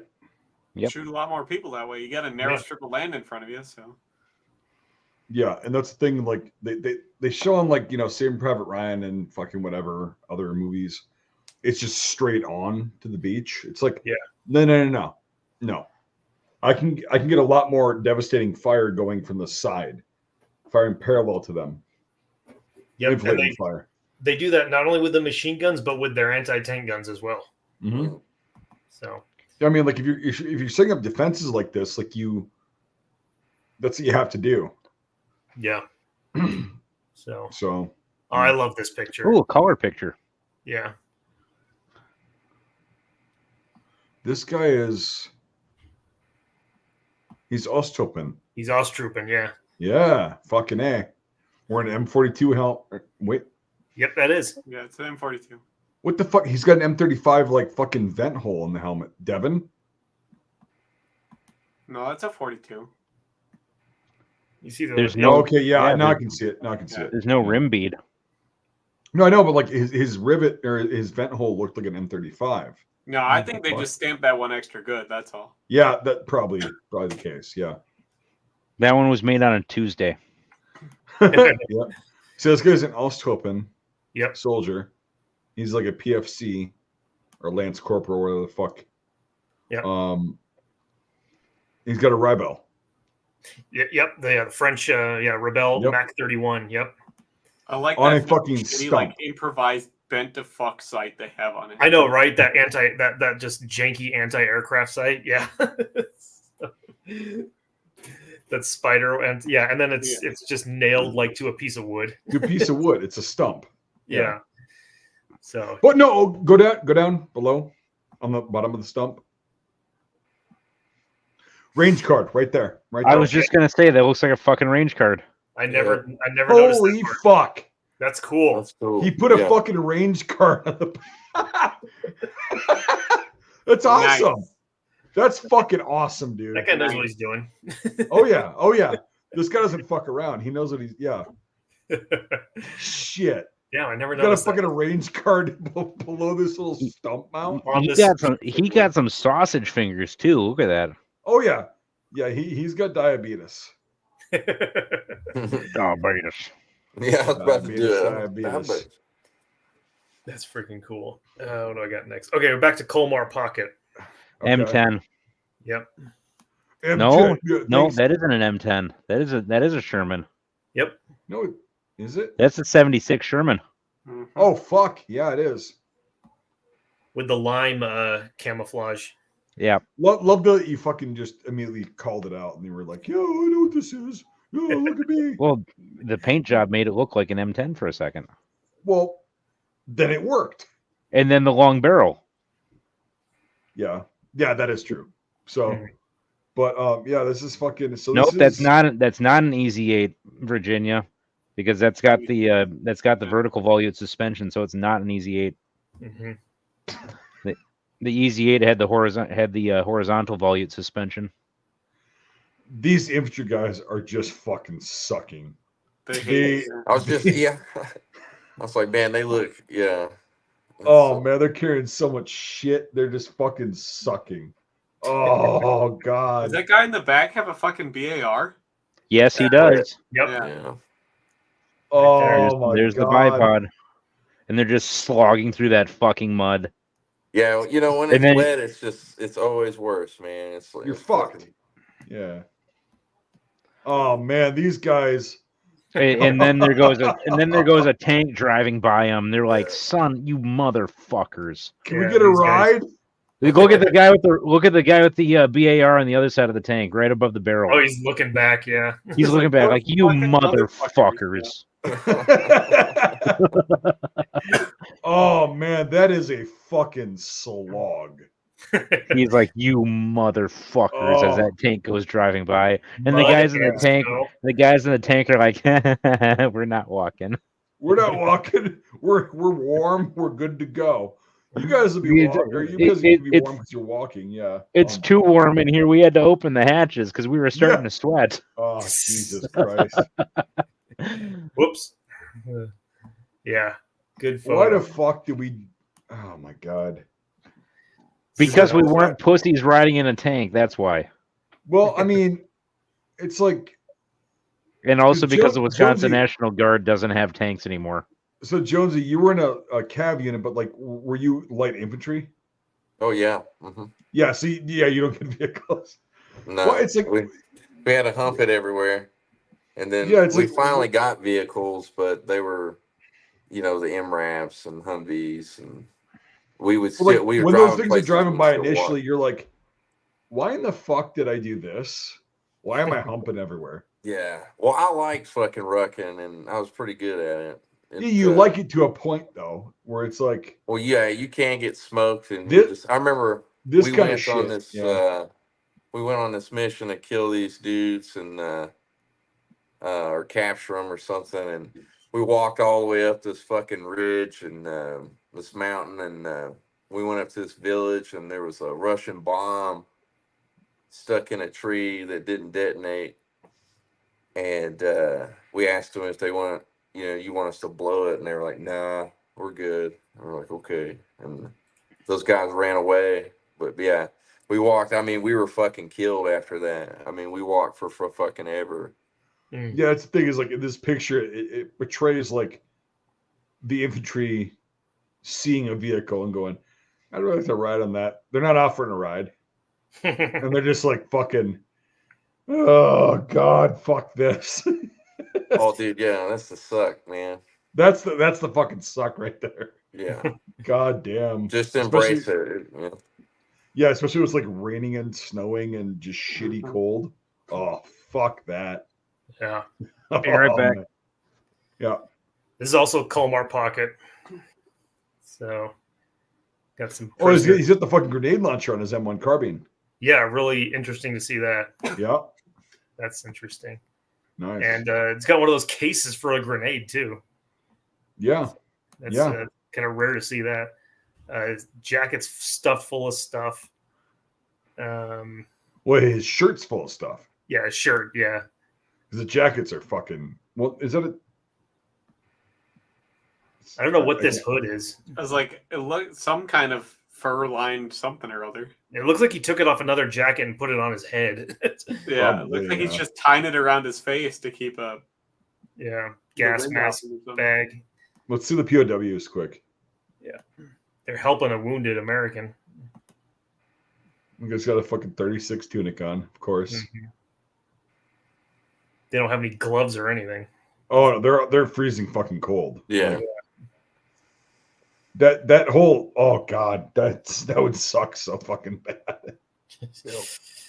Yeah, at least the uniforms are wool, I guess, but I don't know. No, it doesn't fucking matter. Oh, I know, It's but like when you're cold, you're cold, and yeah, this guy especially looks miserable. yeah, he's just like, get me the fuck out of Dodge. He's old. Give him a break. He's old. Okay. Shit. Yeah, he's kind of older. There's another POW. He's back probably here. like in his early 30s. Like he's probably our age, like Speak for yourself. late 20s, early 30s. How about that, penis? Yeah, speak I'm for a yourself. great I'm in my man. late That 30s. guy's in Fuck his off. fucking late 20s. Damn, I'm fucking killing it. So Well, if you were in that much shit for that long, you'd probably look like that guy with his goddamn mustache. And Ooh, he's got a carbine. You We probably just already went over established this. that. no, that's a stretcher. I'm you sorry. idiot. I was fulfilling your demand. Okay, It's hot. okay, penis. What is special about his carbine then, Jake? Is that a grenade launcher on the muzzle? Yes. Oh, there you go. I didn't even know they had carbine grenade launchers. Fuck yeah, I they didn't do. either. Very right late in there. the war, yeah. It's a kind of a Fucking late. love it. I fucking love the M1 carbine. Yep, Great. Yeah. fucking awesome weapon. Best fucking weapon of World War II. Jonesy, do you have one of those? Yeah, I got two. I sent you a picture of one the other day. Oh yes, yeah. Yeah. I'm It envious. was like I was down with Jake or the Flounder last weekend, and I brought my M1 carbine down, and his wife shot it. And Yeah. fucking did great with it. And then I was like, hopefully this will give you some like justification and like, alleviation to get one. And so that's next on his list. But Get two they're or fucking- three of them. yeah, exactly. They're fucking awesome. Like your Yeah. kids I can use them. absolutely love the M1 carbine. There is nothing about the M1 carbine that is not absolutely perfect design, except for the magazines. The safety, I'm gonna bitch about that. Yeah, safety could be better. Yeah, but that's about it. Yeah. No, I have a feeling that all of the troops in World War II would have been much better off and much happier had they been given M1 carbines instead of M1 Garens. Mm. All right. So what the fuck are we looking at here? I see a bunch of the. It's an AA mount. The guns are Yeah. missing. It's another one of those Zwilling-Zackel 36 mounts for where you'd mount two MG34s right here. This one, this is actually on Omaha. This was photographed not long afterwards. And as you can see, the Germans they took the guns out. They left some of the ammunition. And Yep, I can see that. Yep.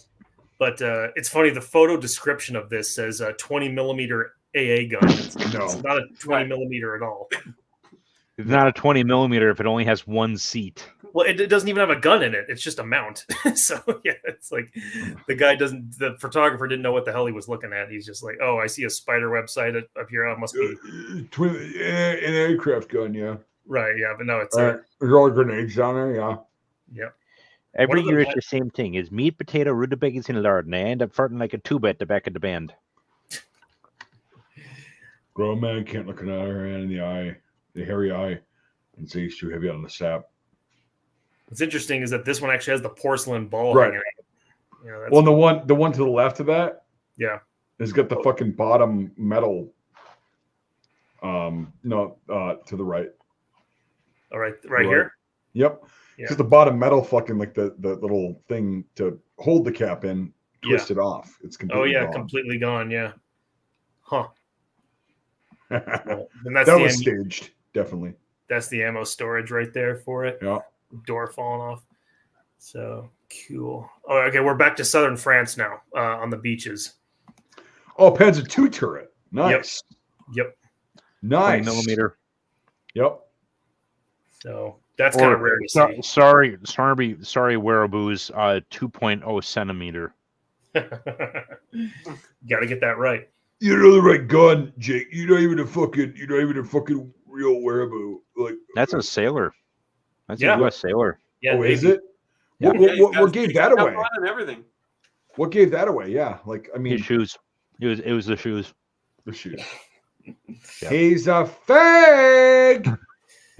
But it is interesting. The Germans did start to do this thing. Yeah, it's called Panzerdreturm, where they would take the tank turrets and mount them on fortifications like that. Yeah. So kind of interesting. Not a terrible idea, but it is No. a terrible idea. But you see it a lot, like along the Atlantic Wall, and Well, yeah, you got all these old fucking shitty obsolete tanks now. Basically, might as well get some use out of them. Yep. You see a lot of French turrets, especially like from. But also, if you've got a 20 millimeter shooting, like that gun was really fast. Mhm. One they have on the Panzer II. Your head's gonna be fucking down. Oh yeah, I mean that wouldn't be fun getting shot at by that. No, I mean they're fucking 20. Especially if it's in an armored enclosure that's basically bulletproof for small arms. Yeah. So Jonesy, what's your fucking threshold for getting your head down as far as millimeter caliber? Man, Yeah, oh no. So if your neighbor shoots a 22 long rifle over your head, are you going to get down? Probably. It's you got to keep your head up and your ass down. That's the trick. And see where they're shooting. People all the time be like, Jonesy, how do you see them? I'm like, I'm using my fucking eyeballs and looking. And I don't know. Sometimes people wouldn't stick their fucking heads up and look. But you got to. And You gotta see what's going on, yeah. So if you're getting shot at with this fucking thing, the 20 millimeter fucking cannon that like fires rapidly, is your head gonna be down? Oh, dude, 100%. Yeah, there you go. So it's like, yeah, now we have to figure out how to get around this fucking thing. Bingo. Yeah, you got to figure out how to flex on it. And, I mean, it would. I mean, it's one little, but like imagine this like just firing into a landing craft. Like it's not good. It's not. Yeah, it's terrible. Like a 20 millimeter is a fucking giant round. Yeah. You don't want no part of that. No, and Yeah. so For anybody watching who doesn't understand, 50 BMG half-inch diameter is 12.7 millimeters. Yep. So And- we're talking another 80% bigger than a 50 BMG. Oh, well, the round itself is probably about 120% bigger. Yeah, but I'm like talking about just pure the diameter alone. Yeah. Dude, 20 millimeter is fucking insanely loud. It's fucking insane, and it's and those rounds they probably use for if that was a coastal defense position, they probably use HE fucking whatever the fuck they're called, where they explode at a certain distance or on impact. That's a literal like small grenade going off. Yeah. Every fucking shot, and they fired rapidly. Jesus Christ. No thanks. Yeah, that would suck having to face that thing. Yeah. Not good. That's all I got for my photos. So that was fun. Felonious Devonius penis wrinkle. Okay. Yes. Let's keep this going. You got a couple pictures? I got a couple. I got 6. All right, cool. Let's do it. I'm gonna pull up those pictures from the chat, from the group chat that I posted. Yay, lovely. Great. What the fuck are you doing, Mike? Is it like fly tape or what the fuck are you doing? No, it's my. He's stretching out his condom. That's right. No, this is a aluminum ruler, so I don't know. It's okay. So I always have it, because I use it for stuff. So just when I'm messing around, I have a wooden yardstick as well that I use for sewing and shit. But like, I have one of those too somewhere. I don't flex it on fucking stream. What the hell are you doing? You just gotta flex sometimes. I can't pick up one of my boomsticks because this thing will get zapped if I do that. Correct. You are correct. So what do I got? I got this. I got my yardstick. Oh, so we're looking at zoom in a bit. Hey, look who it is! Oh, that guy. Yeah, I know that guy. He did the whole. You know what I'm talking about. You know the guy. He did the thing. Yeah. The guy always wore a shirt. He did the stuff. the thing. Oh, yeah. red flags and shit. What's his name? So, well, this is obviously Hitler taking his victory tour. This is at the Vimy Ridge Memorial from World War One. Oh, really? Yeah. Oh, I thought this was going to be when Hitler visited Canada or something. No, he wasn't allowed to do that, unfortunately. Sorry, Yeah, he doesn't have a can of maple syrup in his hand. I just always expect Canadian shit with you. He wasn't welcome here. It is. Vimy Ridge is I guess it's a British memorial too, but It's definitely a British memorial. Come on. yeah. Let's be honest here. They're like, yeah, the Canadians, they kind of did their thing, but like it's British. It was common. Yeah, it's a whole Commonwealth thing, Yeah. and he made it apparent to go there because he was He was there. the battlefield. Yeah. Yep. He was there. Yep. Yeah. So Like, I mean, okay. So say we will about his end. Can you zoom in? Like, we're so zoomed out right now. It's like fucking running. So he was actually. It's weird because he's one of the few people who went through the First World War for the entire 4 years. Right. Mhm. Wasn't wounded. he like a mail clerk or something? No, he was not. He was a messenger. runner. He was a runner. And he was wounded once. He was gassed several times, but like didn't get credit for it whenever, as far as like being wounded. And Well, that's okay because he just became the chancellor and just wrote himself the citations after that. not true at all. So No, he he was actually very conservative. He only wore the shit that he earned. right, and that's the thing is like so he get as an enlisted guy, he in one battle, I forgot exactly which one it was. Again, I'm not fucking toting his fucking what he did in the Second World War. But like in World War One, he actually went out and like his PL or his platoon leader was hurt out in no man's land. And he went out there and fucking grabbed him and dragged him back. So as an enlisted man, he received the Iron Cross First Class, which is very fucking hard to get as an enlisted guy in World War One. It was all about the aristocracy and everything like that. If you were a member of the aristocracy and you were an officer, the first class, yeah, you could get it. But he, as an enlisted guy who was a nobody, got the Iron Cross First Class. That's why he wore that on his uniform. And then he was wounded, and then in 1918 or late 1917, when they started having the wound badge, he received another wound badge for getting gassed. And then he how the hell is Mike's shit still streaming? That's weird. But anyway, he received the wound badge for getting gassed in like 1917 or something like that. Although he'd been wounded like 3 or 4 times. Yeah, but he was one of those. What? Sorry, Devin. He's been wounded quite a lot of times. He didn't get credit for. So. Yeah, exactly. And but the only 2 awards that he wore from the First World War is the Iron Cross First Class, which is unheard of to get as an enlisted guy. It's like very, very fucking rare. And then his wound badge. That's it. Mm-hmm. He didn't wear anything else. All the awards that he made and like agreed on and all that shit, he didn't wear those. He just wore his fucking things. Besides that, he was also a retard. Checks out. Like he was really stupid for strategy and shit. Okay, so Mike is still somehow on here. Oh, this is your pictures. Never mind. Mm-hmm. All right, so zoom in a little bit more.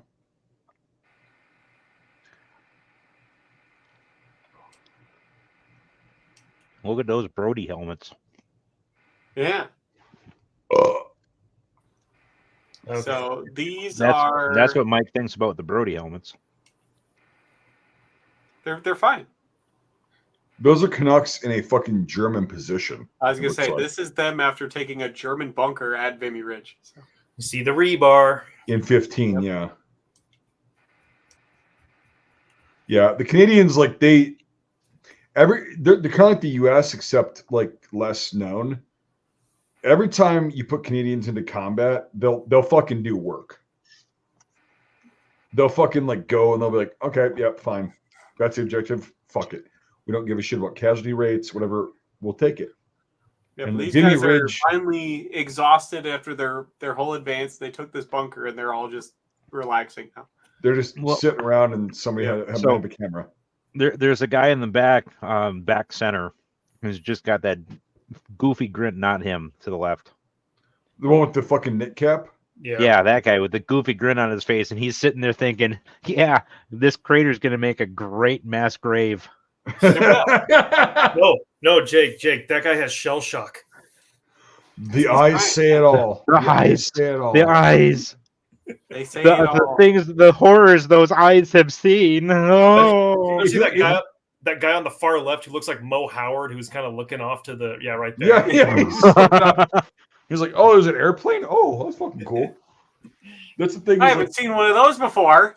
so Yeah. Jones, you haven't seen me trolling on Facebook because every time somebody's like, "Oh, the eyes say it," I'm like, he's fucking exhausted. He's tired. He tired, wants to yeah. go to fucking sleep. Or he doesn't Yeah, want to have exactly. his picture taken. Yeah, That's the what thing I was is like thinking. people who have been there, done that. It's like, no, it's a look that you get when you haven't slept in 2 fucking days. You're stressed, yes, you're stressed, but the trauma doesn't set in really until after you're back and everything calms down. It's the Tell me this suck guy right face. here. Yeah, this I love this picture. I've always loved this picture. That's a fucking grunt. That's a fucking grunt right there. He's smoking. you Oh, put yeah. him in a modern uniform, and he looks like a modern soldier in the same It's the conditions. same. That has not changed. Yeah, he's just fucking tired, miserable, filthy, fucking dirty. Also, the Pasty's gone. pasty's Through the gone. mud. Oh shit, he did it.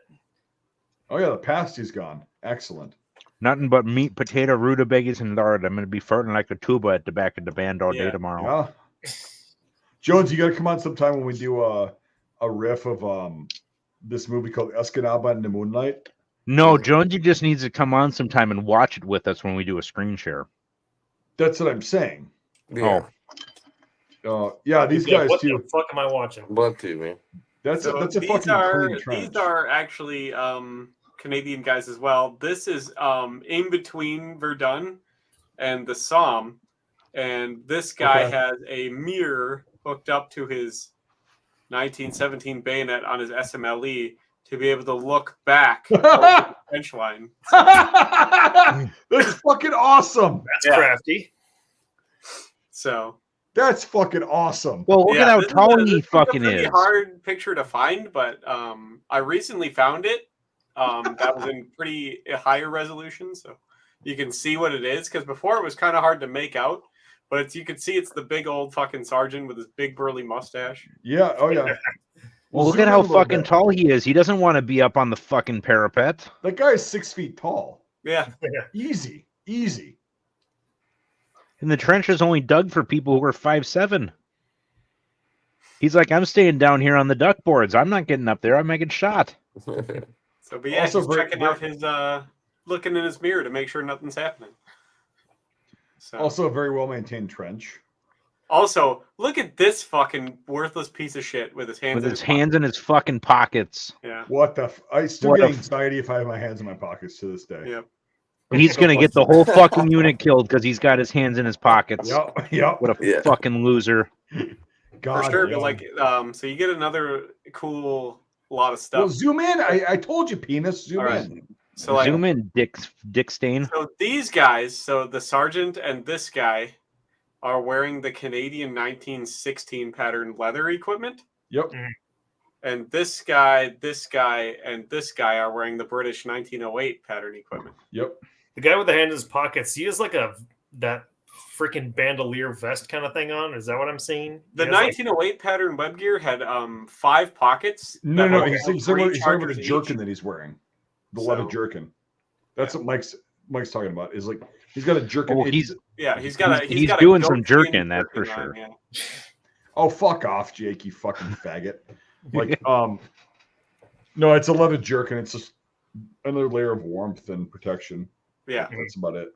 They liked him a lot. It was a pretty popular British Commonwealth thing, because for one, they kept you a little bit warmer, but most of it was they kept your uniform from being torn to shit. Yeah. And they were kind of slick, unlike the wool, because it was the smooth part of the leather on the outside, so it was easier to crawl. because they were slick on the outside. So Yep. and because it was treated leather as well, it kept water off you. So yeah, it was pretty popular. The British kept them up actually into the 60s. You could and the U.S. troops wore them a lot too in the First World War. Like it was a good design. So yep. Yeah. And you got all the beautiful SMLEs. Mm-hmm.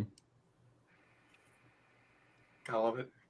I just like he's got a wire fucking holding his gun perfectly straight so he doesn't fuck up his mirror. Oh yeah, he's got it tied down. Like, yeah. So that guy's not fucking around. No, he's pretty serious about it. Yeah. It's like, okay. All right. Okay, this is a World War II picture. Nice. That they're wearing Mark IIIs. Is that in Italy? Yeah. No, these are all wearing. Yeah, these are in Italy. They're all wearing Mark IIs. Okay. So. Okay, yeah, you're right. The nets made them look like Mark IIIs. Yeah. Okay. Yeah, they're fucking. So these are Canadians going up to the Gothic line. In like 44 and 45? Yeah. Oof. Fuck that.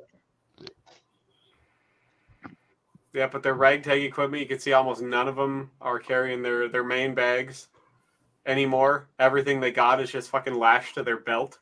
Yep. Are those guys carrying basically like laundry bags slung over their shoulder? This would be your poncho / ground sheet. What about that guy, the third guy forward? Right here? He's just got like a hobo sack. Yeah, that's what it looked like. Looked like our laundry bags. Yeah. But because that would be a miserable way to carry anything. Hot, obviously, as you could tell, their pants were all rolled up and everything. Rolled up, yep. Which means it was probably freezing cold for everyone else, but these guys were hot. Because they're moving, yep. Yeah. Well, they're Canadians. So negative 20 for us is like positive 40 for them. They're probably just begging for it to snow, and just get it over with, Just need to crack open a nice cold can of that maple syrupy. Yeah, get you warmed up. Let's get a little bit of maple syrup on there, yeah. But then you can see there's the truck here with the big wire cutter in the front. Yeah. So. And some remnants of a German or Italian position on the left there with the chicken wire. Yeah. Oh yeah. This guy's got a Thompson, which is interesting to see as a Canadian. They really didn't have a lot of those. This guy also has a Thompson. He acquired that fucker. Yeah. So no, these guys probably came from North Africa, and they would have been issued Thompsons as part of the British supply line. Yeah. So. Yes, the 1928 one. So yeah. But it's just weird to see. You don't see a lot of pictures of Canadians with Thompsons. You don't really see a lot of them with submachine guns at all. So yeah, it's pretty neat. And then here's the last one I got. This is a World War II picture as well. No, I love the shorts. Yeah. So this guy is King George VI.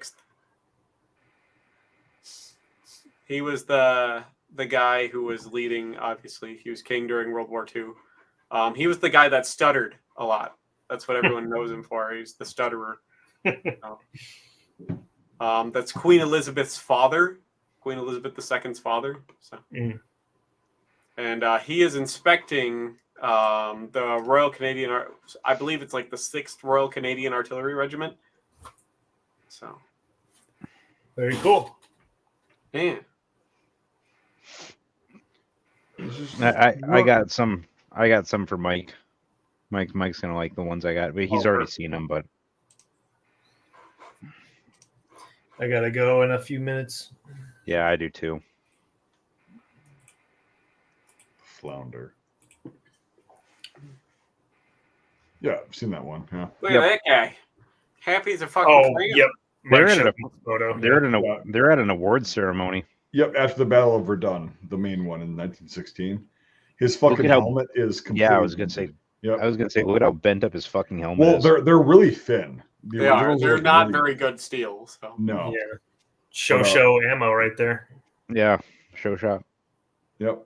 He's an assistant gunner or a gunner. The Fusil Automatique model 1915? No, I mean the show. Your show fucking chat. your accent's awful, Devin. So fuck off. Your chat condescending chat. bullshit. Yeah.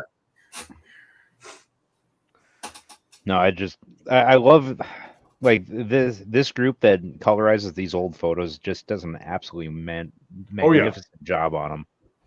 Yep. I mean, it really brings them to life and says, hey, yeah, this shit was fucking real. Yeah, they're people just like us. And the when I started doing World War One reenacting, I thought there was such a disconnect between like how they talked and like the culture and everything. No, there's not. It's really not. And It's all the same. Once you get down in the mud and shit, everyone's the same. Yep. And But yeah, I absolutely love the blue, the French blue That uniforms. horizon blue, yeah. Yeah, that is a gorgeous color. Devin's seen mine like in person, and you'll see it in a couple weeks, Jake. But like it's fucking cool. It's like surreal to see it. It's one of the coolest World War One uniforms. The fucking horizon blue. It's just an awesome looking uniform. Their equipment grew dick because everything was fucking straps. But it's interesting on the during World War II on the Eastern Front, some of the Osttruppen had this horizon blue uniform that they theorized they made them from like textiles from World War I uniforms. Well, Romanians wore horizon blue in the First World War. Yeah, they wore and the Portuguese. Mm. And so Romanians did that, and then I mean, it's like it's not actually. It's like once it gets dirty a little bit. It works out pretty good, yeah. Yeah. Well, the thing is it fades too because of the color. Oh yeah. But like there was a lot of countries that actually wore horizon blue. You see the But Greeks. Devin, look in this picture. Like, how many cuts of that fucking uniform are there in this picture? Tons. Yeah. There's a bunch of different ones. There's different eras and stuff too. You could see the earlier patterns of the horizon blue uniforms too. So Virginia's asking why the French stuff is so interesting, and it's like, well, I think a big part of that is because the French were actually a really good professional military for a very long time. Well, they were historically in the modern era, so like Victorian period. So you're talking like early 1800s, even through till basically they got shit canned in 1950s. World War II. They were the largest standing land army in Europe. Yep. The French were the most active troops in World War I, World War II of any standing army. Yeah.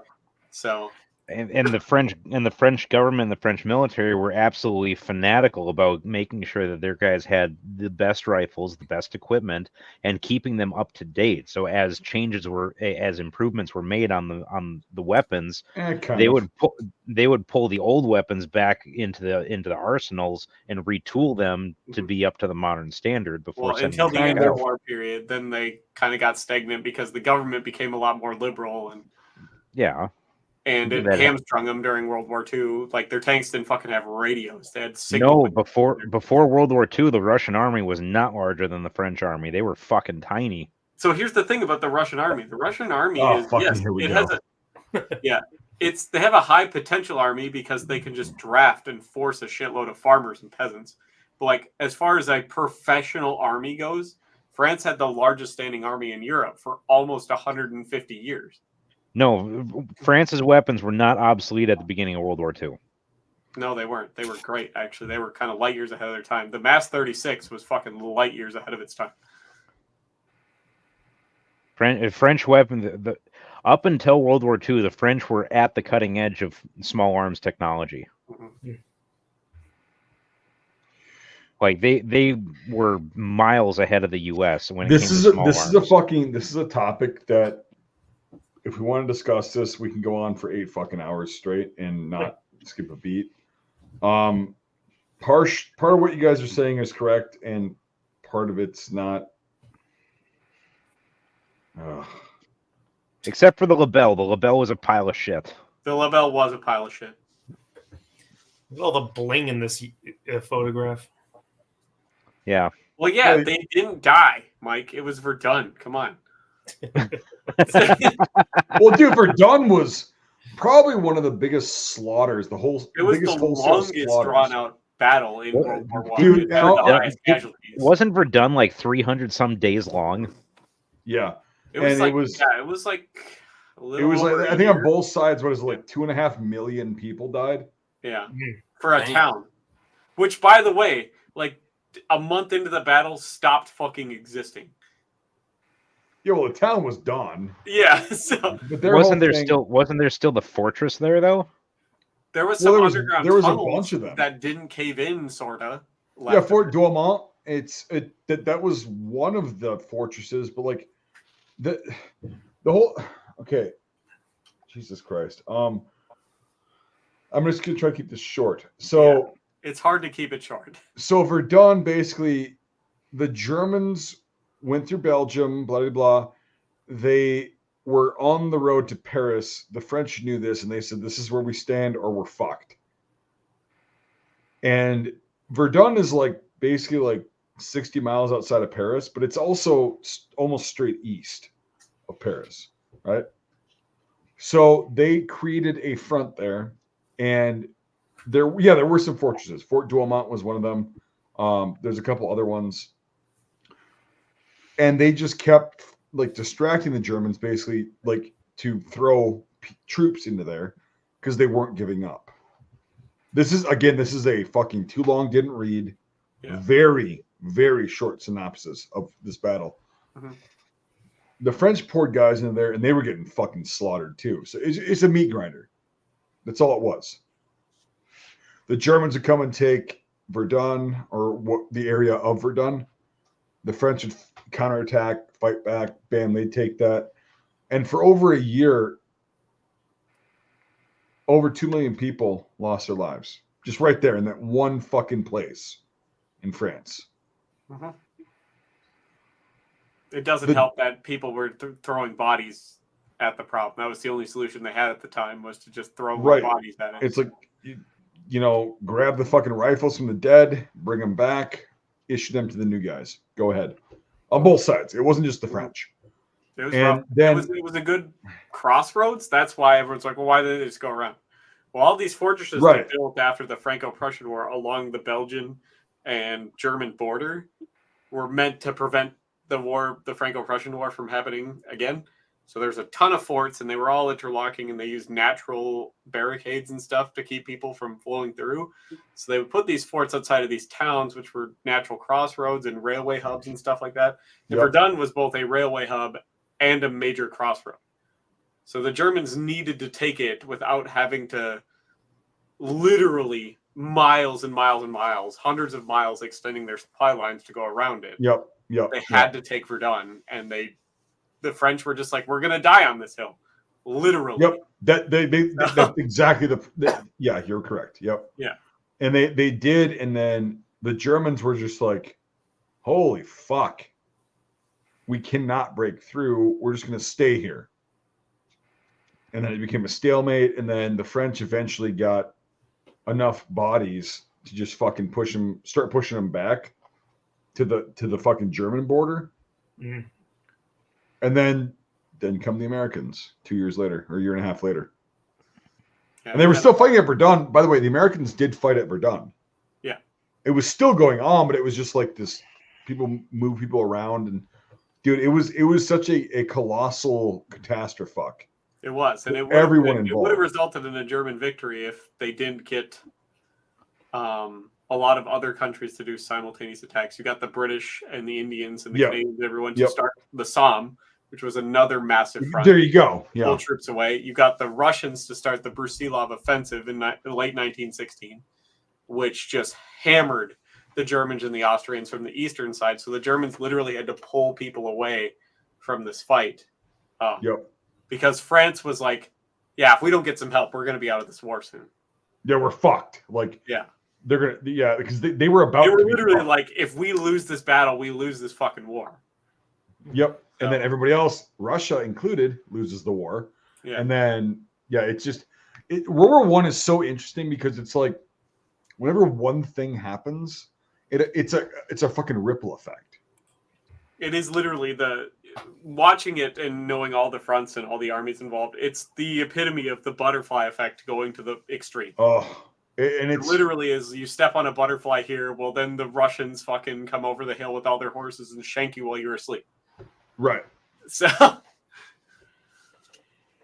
but yeah. And the Russians pull out in 17. Mm-hmm. Then it's like, well, okay. Now all the troops that were on the Eastern Front, Austria-Hungary's fucked at this point, but like they're going to come west. Yeah, the Austrians all go to the south then, on the Serbian front and the Italian front. The Germans all pull out of Poland and move over to the France, and then the Americans had to come in to stabilize shit. They didn't have to come in; they were drawn in. They were drawn in because we were not going to get a return on our fucking investments. America was totally content sitting it out, selling guns. Yep. And Woodrow Wilson was content turning the country into a communist shithole. He started it, yeah. But like the thing with like the First World War is we could have stayed out. America could have nothing to do with that war, right? Mm-hmm. But we were like, oh well, now that Russia's out of it, and they're putting all these troops from the Eastern Front to the Western Front, we may not get a return on our investment. So why don't we just almost had to, because after Russia pulled out, they had so much money and shit dumped into Russia. No, I'm aware. That's why the Siberian expedition. Oh, and all the Mosin Nagants that were made by Remington that never actually made it over to Russia before the. What about the Berthier rifles, the French rifles that never made it over to France? Not to mention all of the P-14s and other crap that they had for the British. It didn't pass quality control for the British, and all of that went under the second the Russians checked out of the war. Yep. It was purely financial. The reason we were involved in the First World War. No, wait, isn't that most of our wars? Oh, noticing a pattern now? It's actually all of them now that we come to think about it. Weird. Hey, Jonesy, what did you get from going to Afghanistan? I got a Purple Heart. Yeah, I was about to say Purple Heart. Yeah. I got an enemy marksman's badge or whatever. Yeah, or as my fucking boomer dad, who was also in Iraq in 0405, says, I forgot to duck medal. Yes. I used to tell people, it's a Jonesy don't know what the fuck to do his job badge. Is what it is. There you go, yeah. And they, I can get a lot of people with that. But, yeah, but like I was saying, I think I told you this, Jonesy, and I've told you guys mostly, but like if my whole year in Iraq, fucking spent there, whatever, I would not feel as bad if we had nice, cheap gas right now. If we had like 75 cents a gallon gas, I'd be like, cool, worth it. I mean, I don't know about you, but I'm sure me and Jonesy are also feeling really happy about how much fentanyl's everywhere.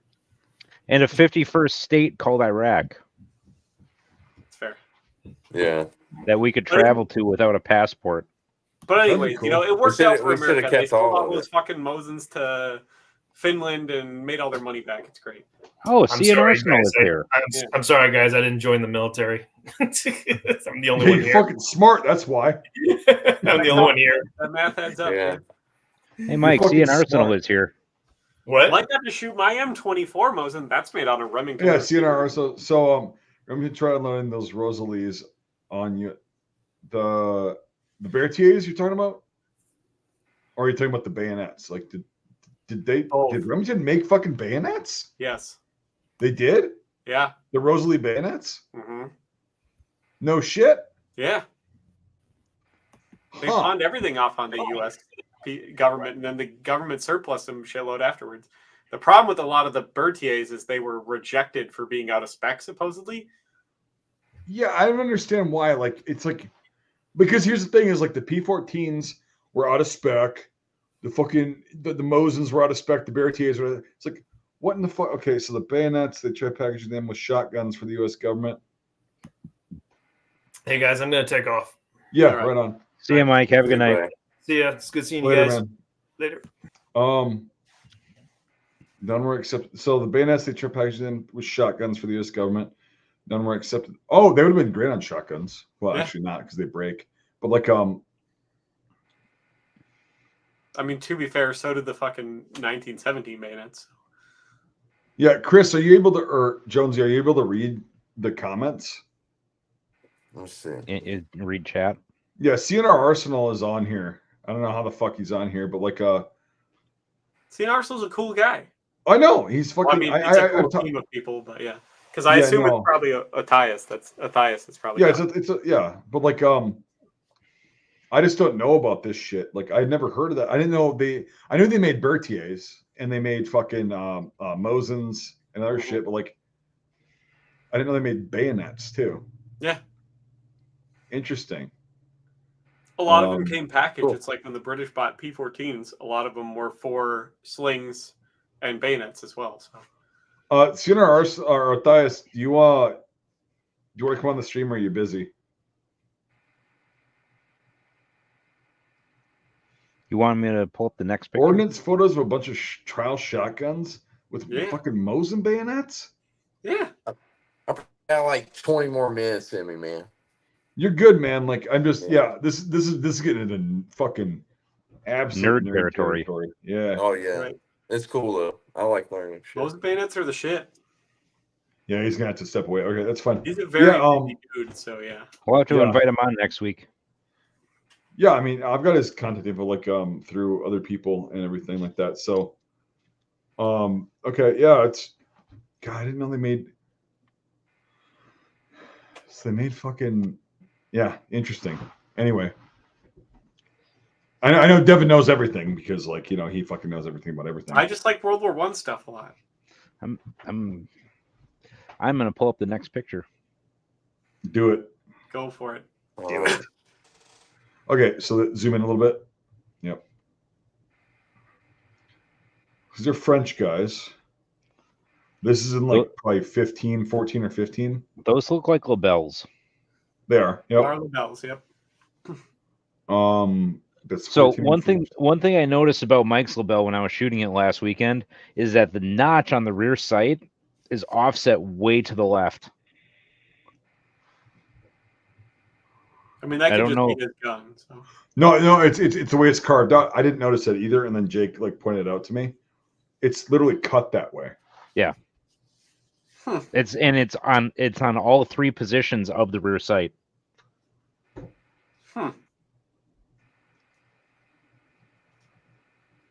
Yeah, and yeah, because that rear ladder sight it'll go forward, straight up, or back, and yeah, it's all three notches are cut way offset to the left. Yep. I didn't. an early photo though. Look at you got some of the guys in the back with the iron blue on still. What are you Or talking just about? it could be like a darker horizon. They're not iron. I don't think they're iron blue. They'd be way too dark.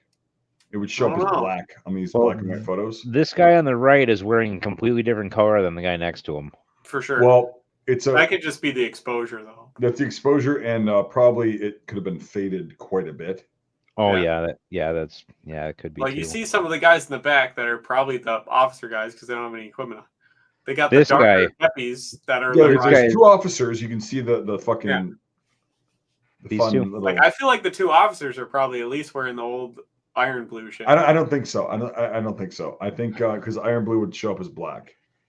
This guy here has got just an absolutely glorious mustache. Oh yeah. Yep. Yeah, Joe's just sitting there like fucking good. I wish I could grow that fucking thing. Oh, dude, yeah. Is that guy laughing below him? Probably. Oh This yeah. guy? Oh yeah. Yeah, he's smiling. He's in a good That's mood. hilarious. What do you think this? What kind of a unit do you think this is? Do you think this is like a platoon, or is it like a headquarters element, or? It's probably zoom in. Like way far on the. Okay, so.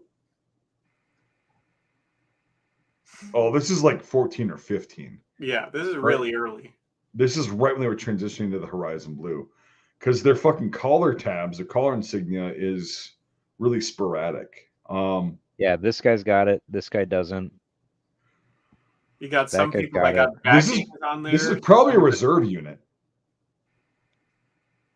This is probably a fucking reserve unit. I'm just trying to figure out what like the organization here, because like you guys were saying that these two guys are officers. Yep. But what would the rest of them? You know, obviously the rest of them are enlisted, down, but scroll down. I'm just trying to figure out like the organizational structure that would have this group of assorted ranks. They're kind of like us. They didn't give a shit when it came to like photos and stuff like this. They It could be just 2 officers and a bunch of privates. I'm not seeing any rank insignia. I'm zoom out a little bit. Zoom out. Yeah, just out a little bit. Yeah, I'm not seeing any NCO insignia. Oh wait, so top right, that guy with the fucking, that's just a fucking pouch. Never mind. I don't know. It could be Like, I actually know that one guy's wearing the iron blue because he doesn't have the turn down collar. It's got the stand collar on his greatcoat. This who? guy? Which one? That guy, yeah. Yeah. Isn't it's iron blue? Really? That's iron blue. They had stand collars on the iron blue. Yeah, because his collar is different than the officer next to him. Yeah. So it's early. It's transitioning. You could tell. But, Yeah, this is 15 for Yeah. sure.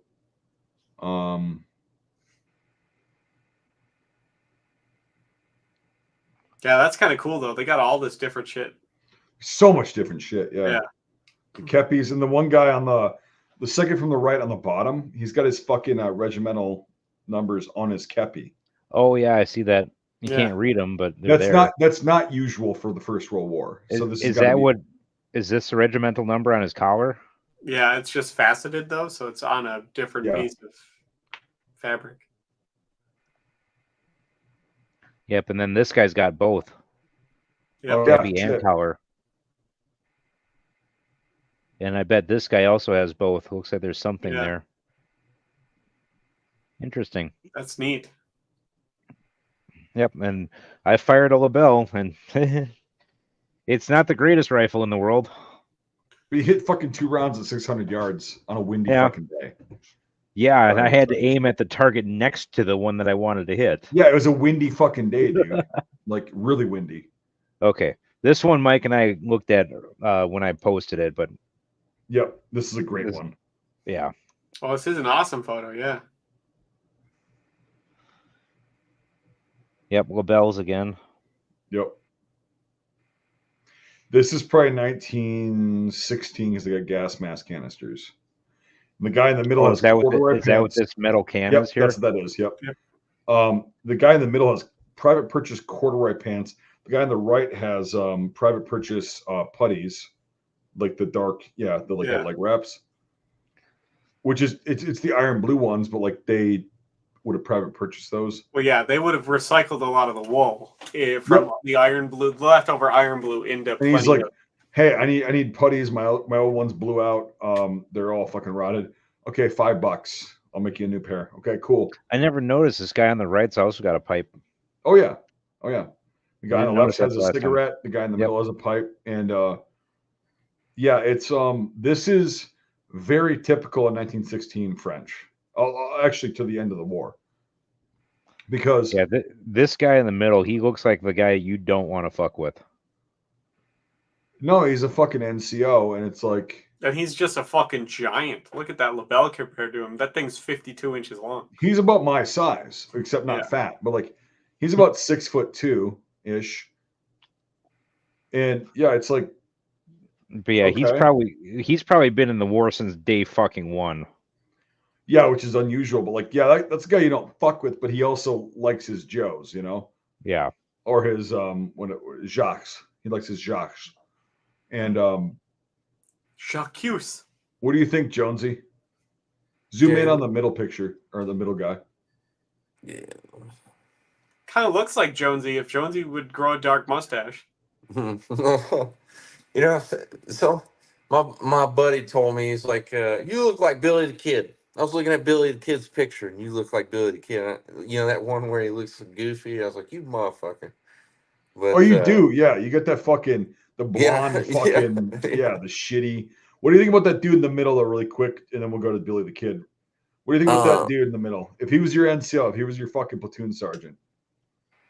Oh, man, he looks like a hard ass to me. What's in his mouth? A pipe. Your fucking soul. But, that's a hard ass looking dude, man. That guy to the left of him, that's fucking hilarious. With the fucking cigarette? Yeah. And just like, what's up, man? Yeah, he kind of looks like a clueless private. Yeah. Like, huh? Or he's probably like, the middle guy's probably like, stand here, look at that thing, man. Yeah, probably. I gotta have my picture taken. You're doing it too. Yeah, and he's like, don't smile. Well, the photographer's probably like to that NCO, to that sergeant. He's probably like, "We want to get your picture." And he's like, "I need 2 of my Joes." And they're probably like, "Oh, yeah, sergeant. Okay. I need 2 two people volunteers. for a detail. Yes. Yeah. We need 2 volunteers for a fucking detail." Oh god, it's my turn. And they don't get their picture taken. The 2 guys right by the door. But the guy on Yeah. the right's got a fucking more serious pipe than the dude in the middle. They Yeah, probably he's way got more the he's serious got the pipe. turn down pipe. Oh yeah, fuck yeah.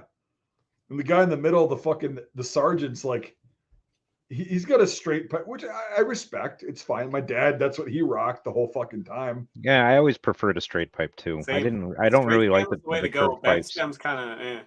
But the guy on the right's got a fucking serious pipe going on. That And they guy's all- been it- there and done that. Not as much as the guy on the left, but like that guy's. We're just supposing from the picture. The guy on the right's been there, done that, and the sergeant. That sergeant, like, oh my god, he's got 1, 2, 3, 4, 5, 6, 7 fucking service chevrons. So he was in wars before this. I only see 5 on his left Yeah, I only arm. see 5. 5? Yeah, there's 5. Oh yeah, I was counting his 1, okay. 2, 3, He's 4, got 5. 5. So they did every 6 months for that. This is not 1918. So this guy was in wars before.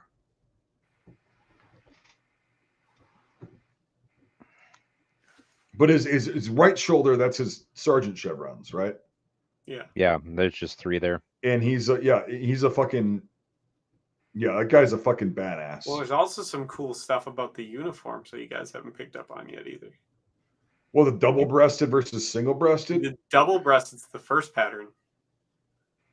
That's this guy over here. He's got the And they, double. did it, breasted. they He's cut for it a down to single breast. single-breasted to save fabric later in the war. Right. But they also did that very quickly. And then he's got both of them have silver buttons, and the guy on the left has blue buttons. And none of them have the fucking the little loop on their epaulette, the fucking sling loop. They might not even have their epaulets in. They might just have. It looks like they just have the loops for them to connect. Yeah, That's what I there's- mean. None of them have their fucking epaulets in, Yeah. right? And so and well, actually no, the label. He's probably about 6 feet tall. Because on Mia Labelle, it's about because to hear him. Yeah, he's about 6 feet tall. Anyway, these 2 guys are average. So size. he's built like I was when I was actually still in Yes, and actually correct. exercising. Yep. Tall and But lanky. he's got the corduroy pants. I love that. The private purchase corduroy pants. The sergeant. What's up with these? They look like leather. You could Those buy are them. They were calf just boots. a preference to putties for a lot of people. Yep, they look like calf boots, but yeah, they could So this fucking sergeant, again, this is why I think he's been in a while, right? Is because he's probably got a little bit of money and went to a fucking a leather worker and went, I need fucking gaiters, but I want them to be good.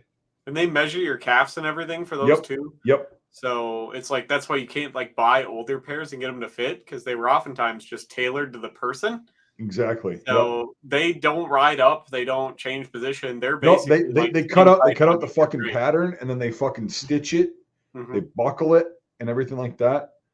And it's like, yeah, so this sergeant, I wonder, I hate fucking asking this question because all the boomers fucking do this on every fucking goddamn Facebook fucking post. I wonder if he actually made it because this guy, he spent some serious money on his pants and his fucking gaiters. I mean, doesn't matter. He's dead now. Yeah, thanks, Devin, you fucking cunt. Like, yeah, I'm aware. Thank you, fucking John Madden. You know, oh yeah, he's fucking dead now. I get that. Yeah, you fucking faggot. But like, no, like it's interesting because this guy spent a lot of money on his personal attire or his combat attire, but like, Yeah. that motherfucker, he's not cav, he's infantry, you can tell. And he Well, bought, yeah, like, because cav he's not gaiters. gay. Yeah. Well, Checks Jonesy out. was cav. Well, No, Jonesy was infantry. He Oh, even no, said he so. was- Catch the calf. I like the cab. They're okay, you know, but I'll always have my blue cord and I'll wave it. in Did front you ever of get Spurs? Your Spurs? I actually got presented my combat spurs in like this big ceremony. I didn't know it was going to happen, and they had my name and my unit and all that shit engraved in the spurs and gave it to me. Nice. I was like the Joe of the deployment, is what they said. So, and Well, then that's I what got my buddy said. He was like, because he was infantry as well. I told you about him. I'm not going to say his name on stream, but like, he's like, I'm in a fucking cav unit, yeah, and he got his spurs there, but then things happen. But like, and then it's funny because like Jake and I were talking about our squad leader who. So like my dad and my squad leader, like on the first deployment, they were attached to the Tennessee National Guard, which was a cav unit, right? Oh yeah, yep. And they do. went over to Iraq and they wore their insignia and everything like that, and they were in a cav unit technically, but they were infantry, right? yeah. And there was a few people who they bestowed the combat spurs to. I'm gonna pull up the next picture real quick while we're talking about this. Sure. And so yeah, that's why I asked you about that, because yeah, spurs for cav to bestow that onto a non-cav person, it's a pretty It's a big cool deal. thing. Yeah, it's a Yeah, big deal. it Yeah, was a big deal. Duke got a Stetson and spurs at the 08 Christmas party. Yeah. I Someone stole my Stetson. But you were bestowed that, right? No, I had to buy that one. But I mean, like you're okay to You've wear been that. given the blessing to wear it. oh yeah, I could wear it. Yeah, absolutely. I used to get Yeah. drunk as fuck and just fucked up out of my gourd in it and just wear it. Wear it places. As opposed to any other headgear. Yeah. Well, here's the thing: it's like I'm going to get in fights with cab guys, and I'm going to get in fights with infantry dudes. So it was one of those things. Oh Yeah. fuck! That's So, Yeah, so did you have cross rifles or cross sabers on your Stetson? cross rifles. Well, no, I Really? had cross sabers. Yeah, but I had cross rifles pinned in them. What? You could pin like different shit into it after a while. You know? Oh, but like on the front, like you've got your fucking. Oh yeah, on the front, yeah, you could just wear you have to wear. So what did you wear? Is a 361 Yeah. sabers. Oh, Yeah. you wore sabers, Jones. Yeah. I'm Fag. disappointed in you. Well, it was cool. I had my blue cord wrapped around. I don't care. It was. Oh, you wrapped. What you wrapped your blue cord around the Stetson? No, so they got that gold cord that goes around their Stetson. You Yeah. can get them like get a blue one, yeah. Yeah. Like the Jake will grab like your the blue- campaign hat. See, I went Yeah. to there's a shop in I don't know if it's Yeah, still you can there. get the blue but acorns put on it. So Yeah. There's it's like a Stetson shop in the PX at Fort Carson, and you can Yep. they like fit a hat to you. It was kick ass. No. Here's the thing: is like I don't give a fuck if you're infantry and you were in a cav unit and they bestowed you to wear the spurs and the Stetson. That's fucking cool. Because cav is. I don't want to talk them up too much, but cav is a fucking cool job. Like the infantry and the cav have always worked together, right? Oh, they call it. We had I can't remember the cadence, but it was called combined arms. We're Yeah. hand in hand. Like Oh, yeah. I think there was infantry. Wasn't there infantry and the cavalry like back in the day as well? well, there's a real fine line between mechanized infantry and cav. Yeah. Well, we were a light brigade. Jonesy, is that what you're talking about? The acorns? Yeah. Yep. That's Yeah. it. Yeah. Jake's got that's a 1911 campaign hat. That's from World War One. Like it's a repro, but like Oh, that's kick ass. yeah, fucking A, it's kick ass. And Yeah. yeah, they had the fucking See, I the missed blue, mine. Damn it. Dang. your little Stetson with your fucking blue. Someone acorns stole on it. It had to. I must have been drunk as fuck, and someone just Oh yeah. skanked it. See, that's reason not to get drunk as fuck. yeah. Well, you know, you Well- live and you learn. But yeah, Jake's got that, and it's cool. Like we were talking about like our drill sergeants. Like a lot of them had the fucking blue disc behind their badge. Oh Yeah. fuck, Jonesy laid out. Yeah, okay, we're good. And then when you saw that blue disc behind, you're like, oh, we're fucked. Yep. This guy's gonna be a prick, and they were. Yeah. And I wish they would go back. Honestly, I wish the fucking drill sergeants would wear the fucking acorns. Yeah. You know what I That mean? would Like, be that would be sweet. yeah, because they've got the fucking blue acorns on their fucking campaign hat or their drill sergeant hat. It's not a campaign hat anymore. It is technically called that, but like it's whatever. If they had The fucking brown round. acorns and then just the fucking badge, that would be like, oh boy. Because the Air Force even does that. Like, so they're what they call blue cords in the Air Force, like for their basic military training. They've got these guys who are like fucking just the aggressive dudes wearing fucking not infantry blue, but like blue acorns on their hat. And they call them blue cords. And I'm like, why the fuck can't the infantry go back to that? Like, you go back and you know what I mean? Like, if you're on a basic training and like you've got fucking a dude wearing a fucking drill sergeant hat with those acorns on there, and you're like, the disc is one thing, it's cool, it's fine, because you know they're 11 Bravos and The disc is subtle. it's very subtle. And if they wore the cord, oh man, that would be That's a big deal getting that cord. yeah, it was, yeah. My dad wrapped that cord around my shoulder, so it was. Well, so did I told you that story, right? Yeah. Where my dad took his off his Class A's and put it on that's me. kick ass. Yeah, I got mine over here. I got it hanging on old Dixie there. Old Dixie. Yeah. I gave mine to Zeno Yeah. because Zeno spent some nasty time with the 101st and with the 10th Mountain. So I gave mine to him. Yeah, he's a tanker, and yeah, he was a tanker who wasn't on his tank. Yeah, he ended up being an infantryman.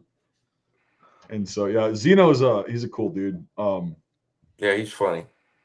Yeah, he's no bullshit, and he's Yeah. got some good stories, and like it's just fucking funny as shit. Because like we were talking, I don't know who the fuck I was talking to, but like real tankers like who have actually done their job stopped existing around 2008. Yeah. In both theaters, because like they would pull security on the berm. Yeah, it's fine, but like he actually went out and did shit. Yep. And like they actually fired the 120. Yeah, in direct support of infantry. Cool. And it's like you don't see a lot of people like that who were tankers besides like the invasion and shit. He told me that most of their ammo loadout was heat. They had a lot of heat. They had a lot of can, and they had like 5 Sabo rounds on the entire tank. Yeah, because they didn't need the Sabo rounds. Right. They weren't going up against armor. Yeah, they were just going up against. We'll just shit can this picture for now. Yeah, but I gotta go to bed pretty soon anyway. Yep. Yeah, but anyway, yeah, it's cool to me too. It's cool to like talk with him because, I mean, in any war since World War II or Korea, I will say, it's not common to meet a tanker who has been in combat.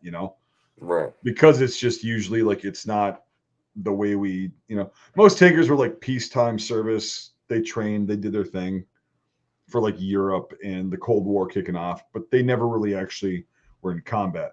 That's the cool thing with Zeno is like he was, and he was also 4th ID, which is funny. And you were like there, what, like 3 years later, 4 years, 3 years later. Yeah, Zeno was there end of 05 to end of 06. Mm-hmm. So the same time I was sitting on the Iraq border. Yep. Where does Zeno come from? He lives about 3 hours north of me. He's a Wisconsin. He's a Scotty. Oh yeah. Yeah, he's okay. He's my oldest son's godfather. Oh, okay. So that's pretty cool. How long was he in? He was in 4.5 years. Oh, okay. Yeah, he was 122 or 222. 122. Yeah, 122. 122 infantry. Yep. His 122, I think they cased their colors after that deployment. Mm-hmm. Not long after that deployment, and then he was also because he was in 4ID when 4ID was at Fort Hood. Yeah. He deployed out of Fort Hood, and then after he got back, It was when they were moving 4ID back to Carson, and he was in the forward party standing up a new unit in Carson. Yeah, I was there when they moved from Fort Hood. What year was that again? Well, had to have been 2007 or 2008. Yeah, probably yeah. Probably, I think 2008. Yeah, because that's when I got there. It was 2008, and that's because I was running one morning. We were back from deployment. And somebody yelled my name, not Jones, and I turned around. It's my buddy Marvin Jones from high school. He was stationed at Fort Hood, and they moved up there. That was crazy. I was like, wow, what are the fucking chances? And then we got shit faced that day. Yep. It was Yeah, awesome. Zeno was part of the advanced parties standing up for ID at Carson Oh, when they were cool. moving from Hood back to Carson. Yeah, that was a lot of shit to move, man. They moved a lot of shit. That's Yeah, I probably didn't remember happen Yeah. trains overnight coming either. in. And, Yeah. that Yep, was and a then lot. they medicaled him. He was he had put in for a packet for warrant officer. Yeah. Because he wanted to go fly Blackhawks, and while he was waiting to hear on the approval of his warrant packet is when he got his medical discharge paperwork. Damn. Yeah, because the Army screwed up his knee surgery and then screwed up his recovery from his knee surgery. So they just fucked him essentially. Well, that sounds Yeah. like the Army. Yeah, Yep. they used an outdated medical procedure to replace his ACL and then didn't give him the adequate amount of time to recover before putting him back to work. They're like, you can pick up cigarette butts for 12 hours. Go out Yeah, there. pretty much. Yep. You know, He sat on staff duty for 6 months. dude, that's horrible. I did staff duty every Saturday for fucking 6 weeks. Oh my god. Yeah, dude, I was about You to. probably wanted to murder everybody. I did. I told my sergeant, I was like, if you don't fucking get me off of this, but because they were fucking with me, because I was in this company that just didn't, they were just ate the fuck up's the best thing I could say. But yeah, it's That fucking doesn't sound stupid. familiar at all. Yeah, yeah. Weird. Sometimes you get lucky, sometimes you don't. Well, like Andy is fond of saying, he's fond of saying, the grass is always greener on the other side until you get there. Oh yeah, you'll find the shithole part of it. Every first sergeant is great except for yours. Yeah. I remember I was taking a piss test, and this guy looked at me. He just got to our unit, and he said, "Hey Jonesy, is it always like this?" I said, "What do you mean?" And he was like doing all this stupid shit all the time. I said, "Yeah, dude, that motherfucker volunteered to deploy with one of the other brigades leaving." He's like, "This is dumb. I'd rather spend time in Afghanistan or Iraq." Right? I was like, "Dude, I feel you." Yeah. Fucking A. Checks out. Anyway, I gotta bounce, guys. Yeah, I gotta gotta bounce get up too. to like Yeah, 2 same. I Yeah, gotta I get the gotta whole bounce. gun rack together still. All right, thanks everyone for watching. What's the keyword? Jonesy, you pick the keyword for the night.